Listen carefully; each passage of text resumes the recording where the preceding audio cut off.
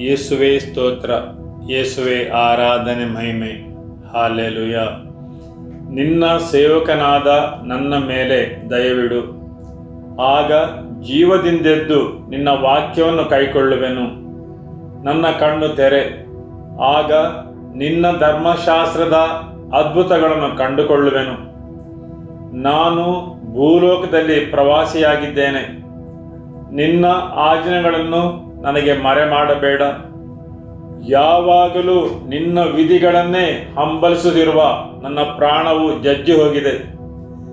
ನೀನು ಗರ್ವಿಷ್ಠರನ್ನು ಗದರಿಸುತ್ತಿ, ನಿನ್ನ ಆಜ್ಞೆಗಳನ್ನು ಮೀರಿದವರು ಶಾಪಗ್ರಸ್ತರು. ನಿನ್ನ ಕಟ್ಟಳೆಗಳನ್ನು ಕೈಕೊಂಡವನಾದ ನನಗಿರುವ ನಿಂದಾಪಮಾನವನ್ನು ತೊಲಗಿಸು.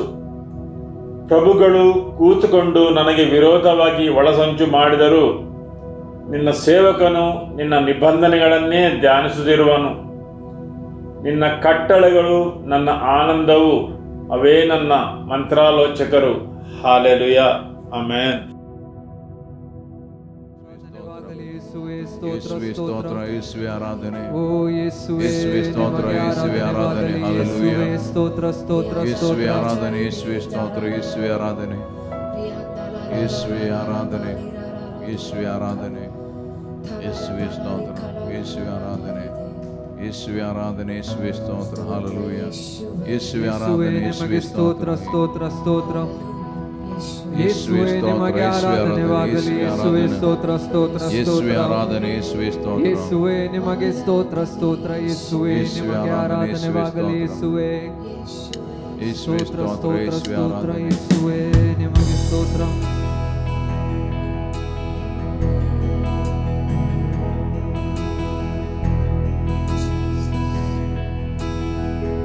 ಆದಿಯಲ್ಲಿ ವಾಕ್ಯ ನಿನ್ನಾದೆ, ಕರ್ತಾದಿ ಕರ್ತನಲ್ಲಿ ಬೆರೆತವನೇ. ಸೃಷ್ಟಿಯಲ್ಲಿ ನಿನ್ನ ಮಹಿಮೆ ಪ್ರಕಟವಾಗಿದೆ ನನ್ ಕ್ರಿಸ್ತನೇ.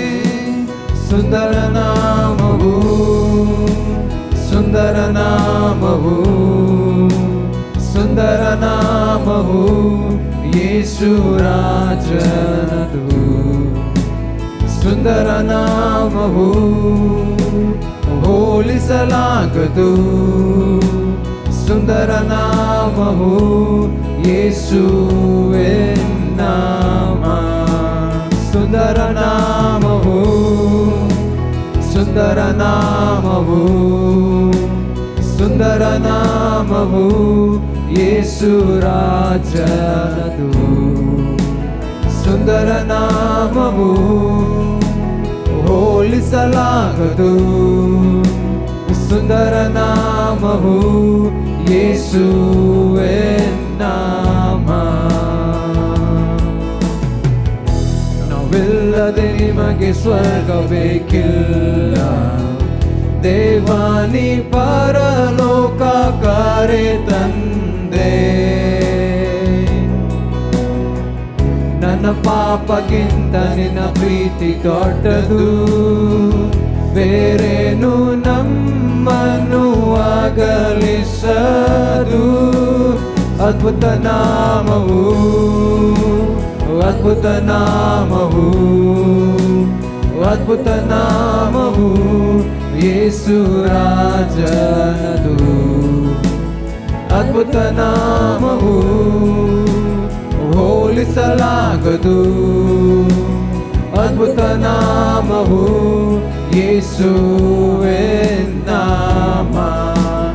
ಅದ್ಭುತ ನಾಮವು, ಅದ್ಭುತ ನಾಮವು, ಅದ್ಭುತ ನಾಮವು ಯೇಸು ರಾಜನದು. ಅದ್ಭುತ ನಾಮವು ಹೋಲಿಸಲಾಗದು. ಅದ್ಭುತ ನಾಮವು ಯೇಸುವೇ ನಾಮ. ಮರಣ ಜಯಿಸದು, ತಡೆಯು ನೀಗಿದ್ದು, ಪಾಪ ಶಾಪಗಳನ್ನು ನೀ ತೊಳೆದೆ. ಪರಲೋಕದ ಗರ್ಜನೆ ನಿನ್ ಸ್ತುತಿಯ ಮಹಿಮೆ ಪುನರುತ್ಥಾನದ ಜೀವನಿ ಪಡೆದೆ ನಿನಗಿಲ್ಲ ಹೆದುರಾಳಿಯು ನಿನಗಿಲ್ಲ ಸಮಾನರು ಇಂದು ಎಂದೆಂದು ಆತಾಳುವನು ನಿನ್ನದೇ ರಾಜ್ಯವು ನಿನ್ನದೇ ಮಹಿಮೆಯು ಎಲ್ಲ ನಾಮಕ್ಕಿಂತ ಮೇಲಾದ ನಾಮವು ಶಕ್ತಿಯುಳ್ಳ ನಾಮವು ಶಕ್ತಿಯುಳ್ಳ ನಾಮವು ಶಕ್ತಿಯುಳ್ಳ ನಾಮವು ಯೇಸು ರಾಜನದು ಶಕ್ತಿಯುಳ್ಳ ನಾಮವು ತಡೆಯಾಗಿ ಏನೂ ನಿಲ್ಲದು ಶಕ್ತಿಯುಳ್ಳ ನಾಮವು ಯೇಸುವೇ ನಾಮ ಶಕ್ತಿಯುಳ್ಳ ನಾಮವು ಶಕ್ತಿಯುಳ್ಳ ನಾಮವು ಶಕ್ತಿಯುಳ್ಳ ನಾಮವು ಯೇಸು ರಾಜನದು ಶಕ್ತಿಯುಳ್ಳ ನಾಮವು ತಡೆಯಾಗಿ ಏನೂ ನಿಲ್ಲದು ಶಕ್ತಿಯುಳ್ಳ ನಾಮವು ಯೇಸುವೇ ನಾಮ ಮರಣ ಜಯಿಸದು ತಡೆಯು ನೀಗಿದು ಪಾಪ ಶಾಪಗಳನ್ನು ನೀ ತೊಳೆದೆ ಪರಲೋಕದ ಗರ್ಜನೆ ನಿನ್ ಸ್ತುತಿಯ ಮಹಿಮೆ ಪುನರುತ್ಥಾನದ ಜೀವನಿ ಪಡೆದೆ ನಿನಗಿಲ್ಲ ಹೆದುರಾಳಿಯು ನಿನಗಿಲ್ಲ ಸಮಾನರು ಇಂದು ಎಂದೆಂದು ಆತಾಳುವನು ನಿನ್ನದೇ ರಾಜ್ಯವು ನಿನ್ನದೇ ಮಹಿಮೆಯು ಎಲ್ಲ ನಾಮಕ್ಕಿಂತ ಮೇಲಾದ ನಾಮವು ಶಕ್ತಿಯುಳ್ಳ ನಾಮವು ಶಕ್ತಿಯುಳ್ಳ ನಾಮವು ಶಕ್ತಿಯುಳ್ಳ ನಾಮವು ಯೇಸು ರಾಜನದು ಶಕ್ತಿಯುಳ್ಳ ನಾಮವು ತಡೆಯಾಗಿ ಏನೂ ನಿಲ್ಲದು ಶಕ್ತಿಯುಳ್ಳ ನಾಮವು ಯೇಸುವೇ ನಾಮ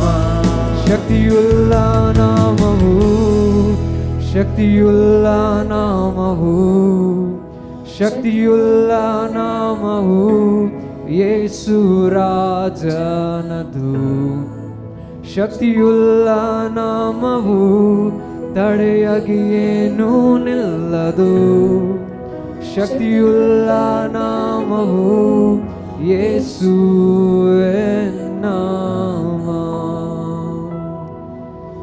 ಯೇಸುವೇ ನಿಮಗೆ ಸ್ತೋತ್ರ ಸ್ತೋತ್ರ ಓ ಯೇಸುವೇ ನಿಮಗೆ ಆರಾಧನೆ ಓ ಯೇಸುವೇ ನಿಮಗೆ ಸ್ತೋತ್ರ ಓ ಯೇಸುವೇ ನಿಮಗೆ ಸ್ತೋತ್ರವಾಗಲಿ ಯೇಸುವೇ ಓ ನಿಮಗೆ ಆರಾಧನೆವಾಗಲಿ ಯೇಸುವೇ ಓ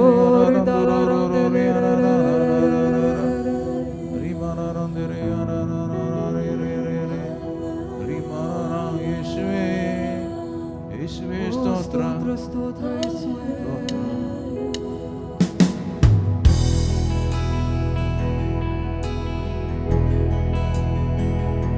ಸ್ತುತಿಗೆ ಯೋಗ್ಯನು ಮಹಿಮೆ ನಿನಗೆ ನನ್ನ ಕರಗಲೆತ್ತಿ ಎಂದು ನಿನ್ನನ್ನೇ ಆರಾಧಿಪೆ ಸ್ತುತಿಗೆ ಯೋಗ್ಯನು ಮಹಿಮೆ ನಿನಗೆ ನನ್ನ ಕರಗಲೆತ್ತಿ ಎಂದು ನಿನ್ನನ್ನೇ ಆರಾಧಿಪೆ ನೀ ಉನ್ನತ ಅದ್ಭುತವ ಮಾಡುವೆ ನಿನ್ನ ಹಾಗೆ ಯಾರು ಇಲ್ಲ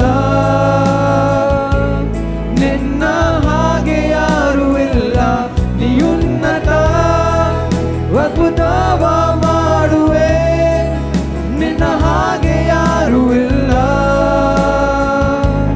ನಿನ್ನ ಹಾಗೆ ಯಾರು ಇಲ್ಲ. ಸ್ತುತಿಗೆ ಯೋಗ್ಯನು ಮಹಿಮೆ ನಿನಗೆ, ನನ್ನ ಕರಗಳೆತ್ತಿ ಎಂದು ನಿನ್ನನ್ನೇ ಆರಾಧಿಪೆ. ಸ್ತುತಿಗೆ ಯೋಗ್ಯನು ಮಹಿಮೆ ನಿನಗೆ, ನನ್ನ ಕರಗಳೆತ್ತಿ ಎಂದು ನಿನ್ನನ್ನೇ ಆರಾಧಿಪೆ. ನೀ ಉನ್ನತ ಅದ್ಭುತವ ಮಾಡುವೆ, ನಿನ್ನ ಹಾಗೆ ಯಾರು ಇಲ್ಲ, ನಿನ್ನ ಹಾಗೆ ಯಾರು ಇಲ್ಲ. ನೀ ಉನ್ನತ ಅದ್ಭುತವ ಮಾಡುವೆ, ನಿನ್ನ ಹಾಗೆ ಯಾರು ಇಲ್ಲ, ನಿನ್ನ ಹಾಗೆ ಯಾರು ಇಲ್ಲ. ಸ್ತುತಿಗೆ ಯೋಗ್ಯನು ಮಹಿಮೆ ನಿನಗೆ, ನನ್ನ ಕರಗಳೆತ್ತಿ ಎಂದು ನಿನ್ನನ್ನೇ ಆರಾಧಿಪೆ. ಸ್ತುತಿಗೆ ಯೋಗ್ಯನು ಮಹಿಮೆ ನಿನಗೆ, ನನ್ನ ಕರಗಳೆತ್ತಿ ಎಂದು ನಿನ್ನನ್ನೇ ಆರಾಧಿಪೆ. ನೀ ಉನ್ನತ ಅದ್ಭುತವ ಮಾಡುವೆ, ನಿನ್ನ ಹಾಗೆ ಯಾರು ಇಲ್ಲ, ನಿನ್ನ ಹಾಗೆ ಯಾರು ಇಲ್ಲ. ನೀ ಉನ್ನತ ಅದ್ಭುತವ ಮಾಡುವೆ, ನಿನ್ನ ಹಾಗೆ ಯಾರು ಇಲ್ಲ, ನಿನ್ನ ಹಾಗೆ ಯಾರು ಇಲ್ಲ. ಈ ಉನ್ನತ ಅದ್ಭುತವ ಮಾಡುವೆ, ನಿನ್ನ ಹಾಗೆ ಯಾರು ಇಲ್ಲ, ನಿನ್ನ ಹಾಗೆ ಯಾರು ಇಲ್ಲ. ನೀ ಉನ್ನತ ಅದ್ಭುತವ ಮಾಡುವೆ, ನಿನ್ನ ಹಾಗೆ ಯಾರು ಇಲ್ಲ, ನಿನ್ನ ಹಾಗೆ ಯಾರು ಇಲ್ಲ. ನೀ ಉನ್ನತ ಅದ್ಭುತವ ಮಾಡುವೆ, ನಿನ್ನ ಹಾಗೆ ಯಾರು ಇಲ್ಲ, ನಿನ್ನ ಹಾಗೆ ಯಾರು ಇಲ್ಲ. ನೀ ಉನ್ನತ ಅದ್ಭುತವ ಮಾಡುವೆ, ನಿನ್ನ ಹಾಗೆ ಯಾರು ಇಲ್ಲ, ನಿನ್ನ ಹಾಗೆ ಯಾರು ಇಲ್ಲ.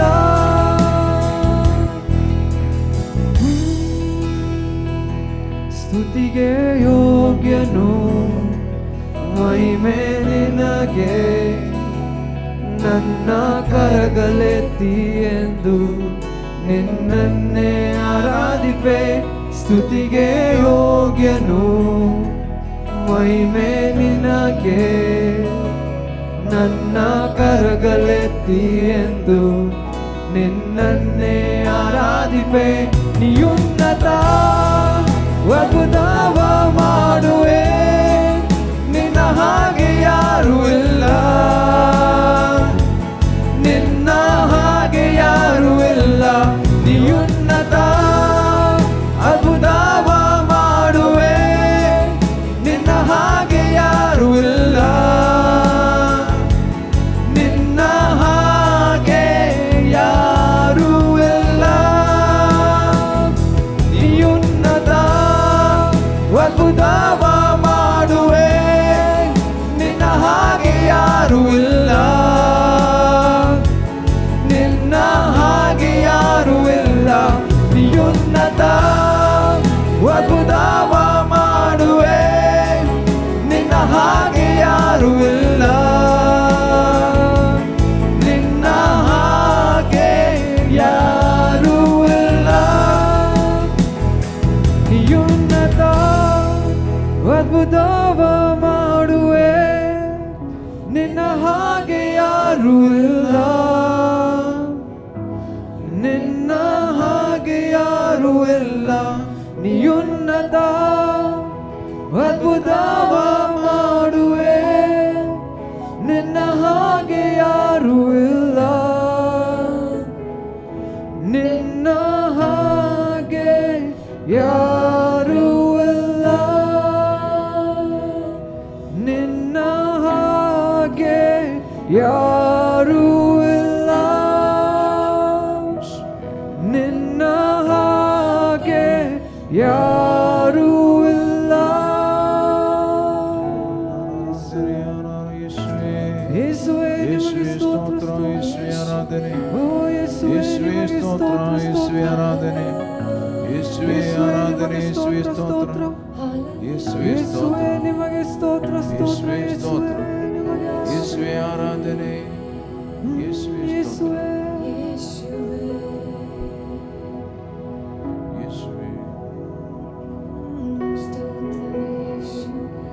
ಯೆಹೋವಾ ಈರೆ ನಾದಾನಂದೇವ, ನೀ ಮಾತ್ರ ಸಾಕು ನನಗೆ. ಯೆಹೋವಾ ರಾಫಾ ಸೌಖ್ಯದಾಯಕ, ನಿನ್ನ ಗಾಯಗಳಿಂದ ಗುಣವಾದೆ. ಯೆಹೋವಾ ಈರೆ ನಾದಾನಂದೇವ, ನೀ ಮಾತ್ರ ಸಾಕು ನನಗೆ. ಯೆಹೋವಾ ರಾಫಾ ಸೌಖ್ಯದಾಯಕ, ನಿನ್ನ ಗಾಯಗಳಿಂದ ಗುಣವಾದೆ. ಯೆಹೋವಾ ಶಮ್ಮ ಜೊತೆ ಇರುವ, ನನಗೆಂದಿಗೂ ಭಯವೇ ಇಲ್ಲ. ಯೆಹೋವಾ ಶಮ್ಮ ನನ್ನ ಜೊತೆ ಇರುವ, ನನಗೆಂದಿಗೂ ಭಯವೇ ಇಲ್ಲ. ನೀ ಮಾತ್ರ ನನಗೆ, ನೀ ಸಾಕೆ ನನಗೆ, ನೀ ಸಾಕೆ ನನಗೆ ಯೇಸುವೇ. ನೀ ಸಾಕೆ ನನಗೆ, ನೀ ಸಾಕೆ ನನಗೆ, ನೀ ಸಾಕೆ ನನಗೆ ಯೇಸುವೇ. ನೀ ಸಾಕೆ ನನಗೆ, ನೀ ಸಾಕೆ ನನಗೆ, ನೀ ಸಾಕೆ ನನಗೆ ಯೇಸುವೇ. ನೀ ಸಾಕೆ ನನಗೆ, ನೀ ಸಾಕೆ ನನಗೆ, ನೀ ಸಾಕೆ ನನಗೆ ಯೇಸುವೇ. ಯೆಹೋವಾ ಈರೆ ನಾದಾನಂದೇವ, ನೀ ಮಾತ್ರ ಸಾಕು ನನಗೆ. ಯೆಹೋವಾ ರಾಫಾ ಸೌಖ್ಯದಾಯಕ, ನಿನ್ನ ಗಾಯಗಳಿಂದ ಗುಣವಾದೆ. ಯೆಹೋವಾ ಈರೆ ನಾದಾನಂದೇವ, ನೀ ಮಾತ್ರ ಸಾಕು ನನಗೆ. ಯೆಹೋವಾ ರಾಫಾ ಸೌಖ್ಯದಾಯಕ, ನಿನ್ನ ಗಾಯಗಳಿಂದ ಗುಣವಾದೆ. ಯೆಹೋವಾ ಶಮ್ಮ ಜೊತೆ ಇರುವ, ನನಗೆಂದಿಗೂ ಭಯವೇ ಇಲ್ಲ. ಯೆಹೋವಾ ಶಮ್ಮ ನನ್ನ ಜೊತೆ ಇರುವ, ನನಗೆಂದಿಗೂ ಭಯವೇ ಇಲ್ಲ. ನೀ ಸಾಕೆ ನನಗೆ, ನೀ ಸಾಕೆ ನನಗೆ, ನೀ ಸಾಕೆ ನನಗೆ ಯೇಸುವೇ.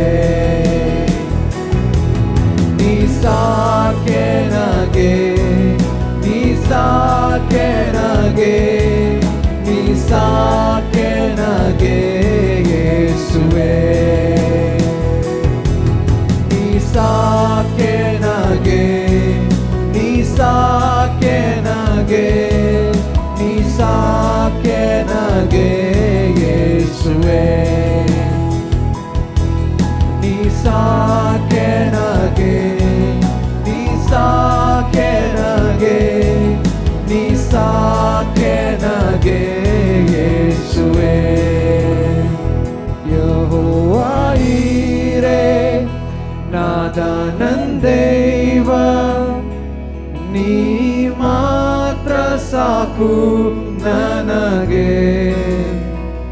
ಯೆಹೋವಾ ರಾಫ ಸೌಖ್ಯದಾಯಕ, ನಿನ್ನ ಗಾಯಗಳಿಂದ ಗುಣವಾದೆ.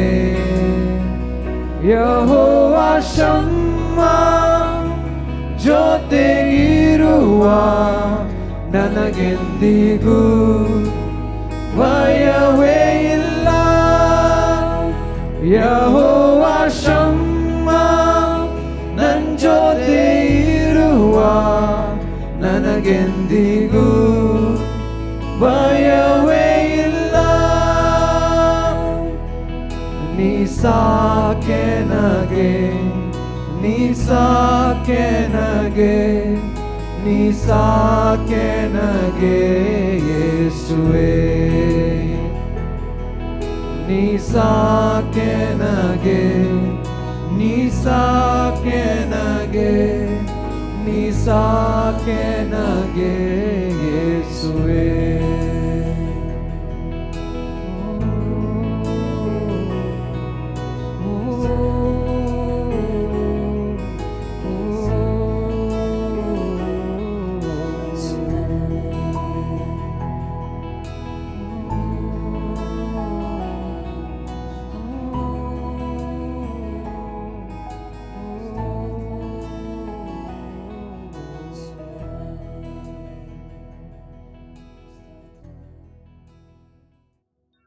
Hallelujah, amen. ಇವತ್ತಿನ ದೇವರ ವಾಕ್ಯವನ್ನು ಕೇಳುವ.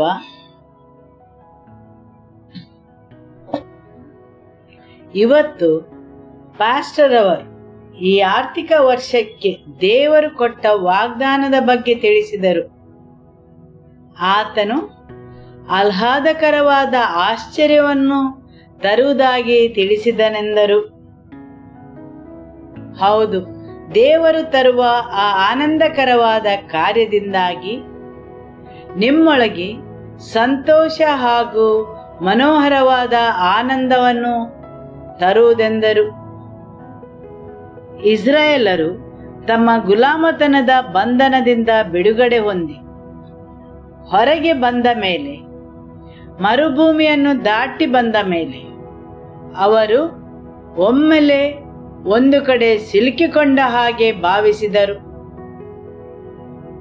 ಅವರ ಎದುರಿಗೆ ಕೆಂಪು ಸಮುದ್ರವಿತ್ತು. ಹೌದು, ಎಲ್ಲ ದಾರಿಗಳು ಮುಚ್ಚಿಕೊಂಡಂತೆ ಭಾವಿಸಿದರು. ನೀವು ಸಹ ನಿಮ್ಮ ಜೀವನದ ಪ್ರಯಾಣದಲ್ಲಿ ಮುಂದುವರಿಯುತ್ತಾ ಹೋಗುವಾಗ ಒಮ್ಮೆಲೆ ಸಿಲುಕಿಕೊಂಡಂತೆ ಭಾವಿಸಿರಬಹುದು. ದೇವರು ಅಲ್ಲಿ ಅವರಿಗೆ ಆಹ್ಲಾದಕರವಾದ ಆಶ್ಚರ್ಯವನ್ನು ನೀಡಿದ್ದರು. ಆತನು ಅಲ್ಲಿ ಅವರಿಗೋಸ್ಕರ ದಾರಿಯನ್ನು ಮಾಡಿಕೊಟ್ಟನು. ಆತನು ಅಲ್ಲಿ ದಾರಿಯನ್ನು ಮಾಡಿದನು. ಮತ್ತು ದೇವರ ವಾಕ್ಯ ಹೇಳುತ್ತದೆ, ಅಲ್ಲಿ ಮರಿಯಮಳು ನಾಟ್ಯವಾಡಿದಳೆಂದು. ಹೌದು, ಆಕೆಗೆ ಯಾರೂ ನಾಟ್ಯ ಮಾಡಲು ಹೇಳಿರಲಿಲ್ಲ ಅಥವಾ ಆಕೆಯಲ್ಲಿ ಯಾರೂ ಕೇಳಿಕೊಂಡಿರಲಿಲ್ಲ. ಆದರೆ ದೇವರು ಮಾಡಿದ ಆ ಆನಂದಕರವಾದ ಆಶ್ಚರ್ಯದಿಂದಾಗಿ ಅಲ್ಲಿ ಅಧಿಕವಾದ ಸಂತೋಷವು ಉಂಟಾಯಿತು. ಮತ್ತು ದೇವರು ನಿಮ್ಮ ಜೀವನದಲ್ಲಿ ಯಾವುದಾದರೂ ಮಹತ್ ಕಾರ್ಯವನ್ನು ಮಾಡಿದಾಗ ಅಲ್ಲಿ ಯಾವಾಗಲೂ ಸಂತೋಷವು ಉಕ್ಕಿ ಹರಿಯುತ್ತದೆ. Amen, hallelujah. ಅವರು ಚೈನಾದವರ ಬಿದಿರಿನ ಬಗ್ಗೆ ಹೇಳಿದರು. ನೀವದರ ಬೀಜಗಳನ್ನು ಹಾಕುತ್ತೀರಿ, ನೀರನ್ನು ಹಾಕುತ್ತೀರಿ, ಅದನ್ನು ಪೋಷಿಸುತ್ತೀರಿ, ಆದರೆ ನೀವು ಅಲ್ಲಿ ಯಾವ ಬೆಳವಣಿಗೆಯನ್ನು ಕೆಲವು ಸಮಯ ನೋಡುವುದಿಲ್ಲ.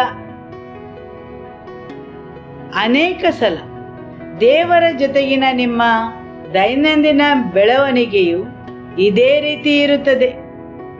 ನೀವು ದಿನಾ ನೀರನ್ನು ಹೊಯ್ಯುತ್ತೀರಿ, ದೇವರ ವಾಕ್ಯವನ್ನು ಓದುತ್ತೀರಿ, ಆರಾಧನೆಯನ್ನು ಮಾಡುತ್ತೀರಿ. ಆದರೆ ಯಾವುದೇ ಬದಲಾವಣೆಯಾಗಲಿ ಬೆಳವಣಿಗೆಯಾಗಲಿ ನೀವು ನೋಡುವುದಿಲ್ಲ. ಆದರೆ ಆ ರೈತನು ಅಲ್ಲಿ ನೀರನ್ನು ಒಯ್ಯುತ್ತಾನೆ, ಅದರ ಪೋಷಣೆಯನ್ನು ಮಾಡುತ್ತಾ ಇರುತ್ತಾನೆ. ಯಾಕೆಂದರೆ ಅವನಿಗೆ ತಿಳಿದಿದೆ ಅಲ್ಲಿ ಬೇರುಗಳು ಬೆಳೆಯುತ್ತಾ ಇವೆ ಎಂದು.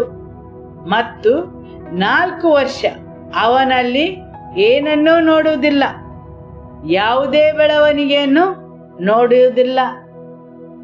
ಹೌದು, ಅವನಲ್ಲಿ ನೀರನ್ನು ಒಯ್ಯುತ್ತಾ ಇದ್ದಾನೆ, ಆದರೆ ಯಾವ ಬೆಳವಣಿಗೆಯೂ ಇಲ್ಲ. ಹೌದು, ಆ ಎಲ್ಲ ಸಮಯದಲ್ಲಿ ಅಲ್ಲಿ ಮೇಲ್ಭಾಗದಲ್ಲಿ ಯಾವ ಬೆಳವಣಿಗೆಯನ್ನು ನೋಡದಿದ್ದರೂ ಸಹ ಅದರ ಅಡಿಯಲ್ಲಿ ಕೆಳಗಿನ ಭಾಗದಲ್ಲಿ ಬೆಳವಣಿಗೆಯು ಆಗುತ್ತಾ ಇತ್ತು. ಅಲ್ಲಿ ಬೇರುಗಳು ಆಳಕ್ಕೆ ಬೆಳೆಯುತ್ತಾ ಇದ್ದವು. ಮತ್ತು 5ನೇ ವರ್ಷದಲ್ಲಿ ಅದು ಒಮ್ಮೆಲೆ 90 ಅಡಿ ಎತ್ತರಕ್ಕೆ ಬೆಳೆಯುತ್ತದೆ. ಆಮೆನ್. ಅದೇ ರೀತಿ ಕೆಲವೊಂದು ಋತುಗಳಲ್ಲಿ ದೇವರು ಸಹ ನಮ್ಮ ಜೀವನದಲ್ಲಿ ಅಂತಹದೇ ಕಾರ್ಯಗಳನ್ನು ಮಾಡುತ್ತಾರೆ, ತುಂಬಾ ಆಶ್ಚರ್ಯಕರವಾದ ರೀತಿಯಲ್ಲಿ. Amen, hallelujah. ಹೌದು, ಆ ಋತು ಆಹ್ಲಾದಕರವಾದ ಆಶ್ಚರ್ಯದ ಸಮಯವಾಗಿದೆ. Amen, hallelujah. ಹೌದು, ದೇವರು ತೆಗೆದುಕೊಳ್ಳುವ ಸಮಯವು ಪ್ರತಿಯೊಬ್ಬರ ಜೀವನದಲ್ಲಿ ಬೇರೆ ಬೇರೆ ಆಗಿರಬಹುದು. ಯಸೂಫನಿಗೆ ಅದು 13 ವರ್ಷ ತೆಗೆದುಕೊಂಡಿತು, ಅಬ್ರಹಾಮನಿಗೆ 25 ವರ್ಷ, ಮೋಸೆಗೆ 40 ವರ್ಷ ಮತ್ತು ನೋಹನಿಗೆ 120 ವರ್ಷ. ಆದರೆ ಅವರ ಸಮಯ ಬರುವಾಗ ಅದು ಒಮ್ಮೆಲೆ ಚಿಗುರಲು ಆರಂಭವಾಗುತ್ತದೆ. Amen, hallelujah. ಹಾಗೂ ಆ ಆನಂದಕರವಾದ ಆಶ್ಚರ್ಯವು ಜರುಗಲು ಕಾರಣವೇನೆಂದು ಅವರು ತಿಳಿಸಿದರು. ಹೌದು, ಅವರು 3 ವಿಷಯದ ಬಗ್ಗೆ ಮಾತಾಡಿದರು. TFC. ಟಿ ಅಂದರೆ ಕೃತಜ್ಞತೆ. ಮೊದಲಿಗೆ ನಮ್ಮಲ್ಲಿ ಒಂದು ಕೃತಜ್ಞತಾಪೂರ್ವಕವಾದ ಹೃದಯವಿರಬೇಕು. ಆದರೆ 90% ಜನರು ಯಾವಾಗಲೂ ಕೃತಜ್ಞರಾಗಿರುತ್ತಾರೆ. 10 ಮಂದಿ ಕುಷ್ಠರೋಗಿಗಳಲ್ಲಿ ಒಬ್ಬನು ಮಾತ್ರ ಹಿಂತಿರುಗಿ ಬಂದಿದ್ದನು. ಆದುದರಿಂದ ನಮ್ಮಲ್ಲಿ ಯಾವಾಗಲೂ ಕೃತಜ್ಞತೆಯ ವರ್ತನೆ ಇರಬೇಕು. ಒಂದು ಕೃತಜ್ಞತೆಯನ್ನು ತೋರಿಸುವ ಹೃದಯ ಇರಬೇಕು. ಆಮೆನ್. ಎಫ್ ಅಂದರೆ ವಿಶ್ವಾಸಾರ್ಹತೆ, ಪ್ರಾಮಾಣಿಕತೆ. ಪ್ರತಿಯೊಂದು ವಿಷಯದಲ್ಲಿಯೂ ವಿಶ್ವಾಸಿಗಳಾಗಿರುವುದು. ಹೌದು, ನೀವು ನಿಮ್ಮ ಪ್ರಯಾಣವನ್ನು ಸಂಪೂರ್ಣಗೊಳಿಸಬೇಕಾದರೆ ನೀವು ಪ್ರಾಮಾಣಿಕರಾಗಿರಬೇಕು, ವಿಶ್ವಾಸಿಗಳಾಗಿರಬೇಕು. ಇಲ್ಲವಾದರೆ ನಿಮ್ಮ ವೈರಿಯು ನಿಮ್ಮನ್ನು ಮೋಸಗೊಳಿಸುತ್ತಾನೆ. ಪ್ರಕಟಣೆ ಗ್ರಂಥದಲ್ಲಿ ಅಧ್ಯಾಯ 16 ವಾಕ್ಯ 15ರಲ್ಲಿ ಹೇಳಿದೆ, ನೀವು ನಗ್ನರಾಗಿ ಕಂಡುಕೊಳ್ಳಬಾರದೆಂದು. ಅಂದರೆ ನಿಮಗೆ ದೊರಕಿದ ರಕ್ಷಣೆಯ ವಸ್ತ್ರವನ್ನು ನಿಮ್ಮಿಂದ ತೆಗೆಯಲ್ಪಡಬಹುದು. ಹೌದು, ಅರಸನ ಮದುವೆಯ ಸಮಯದಲ್ಲಿ ಒಬ್ಬನು ಮದುವೆಯ ಉಡುಗೆಯನ್ನು ಧರಿಸದವನು ಸಿಕ್ಕಿದನು. ಅರಸನು ಪ್ರತಿಯೊಬ್ಬರಿಗೂ ಮದುವೆಯ ಉಡುಗೆಯನ್ನು ನೀಡಿದ್ದನು. ಒಬ್ಬನು ಆ ಉಡುಗೆಗಳನ್ನು ಧರಿಸದವನು ಸಿಕ್ಕಿದನು. ಸರಿಯಲ್ಲವೇ? ಹೌದು, ಅವನು ಅವುಗಳನ್ನು ಎಲ್ಲೋ ಕಳೆದುಕೊಂಡಿದ್ದಾನೆ. ಆದುದರಿಂದ ನೀವು ನಿಮ್ಮ ಪ್ರಯಾಣವನ್ನು ಸಂಪೂರ್ಣಗೊಳಿಸಬೇಕಾದರೆ ನೀವು ವಿಶ್ವಾಸಿಗಳಾಗಿರಬೇಕು ಹಾಗೂ ನೀವು ಜಾಗರೂಕರಾಗಿರಬೇಕು.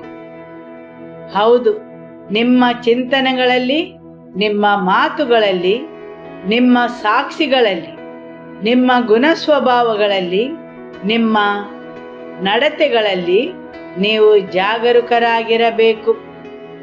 ಯಾಕೆಂದರೆ ಅದು ಅನೇಕ ವಿಷಯಗಳ ಮೇಲೆ ಪರಿಣಾಮ ಬೀರುತ್ತದೆ. ಆಮೆನ್. ಹೌದು, ಅನೇಕ ವಿಷಯಗಳನ್ನು ನೀವು ಕಾಪಾಡಿಕೊಳ್ಳಬೇಕು. ಅನೇಕ ವಿಷಯಗಳಲ್ಲಿ ನೀವು ವಿಶ್ವಾಸಿಗಳಾಗಿರಬೇಕು, ಪ್ರಾಮಾಣಿಕರಾಗಿರಬೇಕು. ಹಾಲೆಲೂಯ. ಆಮೆನ್. ಜ್ಞಾನೋಕ್ತಿಗಳು ಅಧ್ಯಾಯ 24 ವಾಕ್ಯ 3 ಮತ್ತು 4. ಮನೆಯನ್ನು ಕಟ್ಟುವುದಕ್ಕೆ ಜ್ಞಾನವೇ ಸಾಧನ, ಅದನ್ನು ಸ್ಥಿರಪಡಿಸುವುದಕ್ಕೆ ವಿವೇಕವೇ ಆಧಾರ. ಅದರ ಕೋಣೆಗಳನ್ನು ಅಮೂಲ್ಯವಾದ ಎಲ್ಲ ಇಷ್ಟ ಸಂಪತ್ತಿನಿಂದ ತುಂಬಿಸುವುದಕ್ಕೆ ತಿಳುವಳಿಕೆಯೇ ಉಪಕರಣ. ಆಮೆನ್. ಮನೆಯನ್ನು ಕಟ್ಟುವುದಕ್ಕೆ ಜ್ಞಾನವೇ ಸಾಧನ, ಅದನ್ನು ಸ್ಥಿರಪಡಿಸುವುದಕ್ಕೆ ವಿವೇಕವೇ ಆಧಾರ. ಅದರ ಕೋಣೆಗಳನ್ನು ಅಮೂಲ್ಯವಾದ ಎಲ್ಲ ಇಷ್ಟ ಸಂಪತ್ತಿನಿಂದ ತುಂಬಿಸುವುದಕ್ಕೆ ತಿಳುವಳಿಕೆಯೇ ಉಪಕರಣ. ಆಮೆನ್. ಹೌದು, ಏನನ್ನಾದರೂ ಕಟ್ಟಲು ಜ್ಞಾನದ ಅಗತ್ಯವಿದೆ ಮತ್ತು ಆ ಕಟ್ಟಿದ್ದನ್ನು ಸ್ಥಿರಪಡಿಸಲು ವಿವೇಕದ ಆಧಾರ ಬೇಕು. ಮತ್ತು ಏನನ್ನು ನೀವು ಕಟ್ಟಿದ್ದೀರಿ ಅದನ್ನು ತುಂಬಿಸಿಕೊಳ್ಳುವುದಕ್ಕೆ ನಿಮಗೆ ತಿಳುವಳಿಕೆಯ ಅಗತ್ಯವಿದೆ. ಹಾಲೆಲೂಯ. ಆಮೆನ್. ಹೌದು, ನೀವು ದೇವರ ವಾಕ್ಯದಲ್ಲಿ ನೋಡಿದರೆ ಅನೇಕ ಜನರು ಬೇರೆ ಬೇರೆ ವಿಷಯಗಳನ್ನು ಕಟ್ಟಿಕೊಂಡು ಬಂದದನ್ನು ನಾವು ನೋಡುತ್ತೇವೆ. ಮತ್ತಾಯನ ಸುವಾರ್ತೆ ಅಧ್ಯಾಯ 7 ವಾಕ್ಯ 24ರಲ್ಲಿ ನಾವು ನೋಡುತ್ತೇವೆ, ಬುದ್ಧಿ ಉಳ್ಳವನು ಮತ್ತು ಬುದ್ಧಿಹೀನನು ಮನೆಯನ್ನು ಕಟ್ಟುವುದನ್ನು. ಮತ್ತಾಯನ ಸುವಾರ್ತೆ ಅಧ್ಯಾಯ 7 ವಾಕ್ಯ 24ರಿಂದ.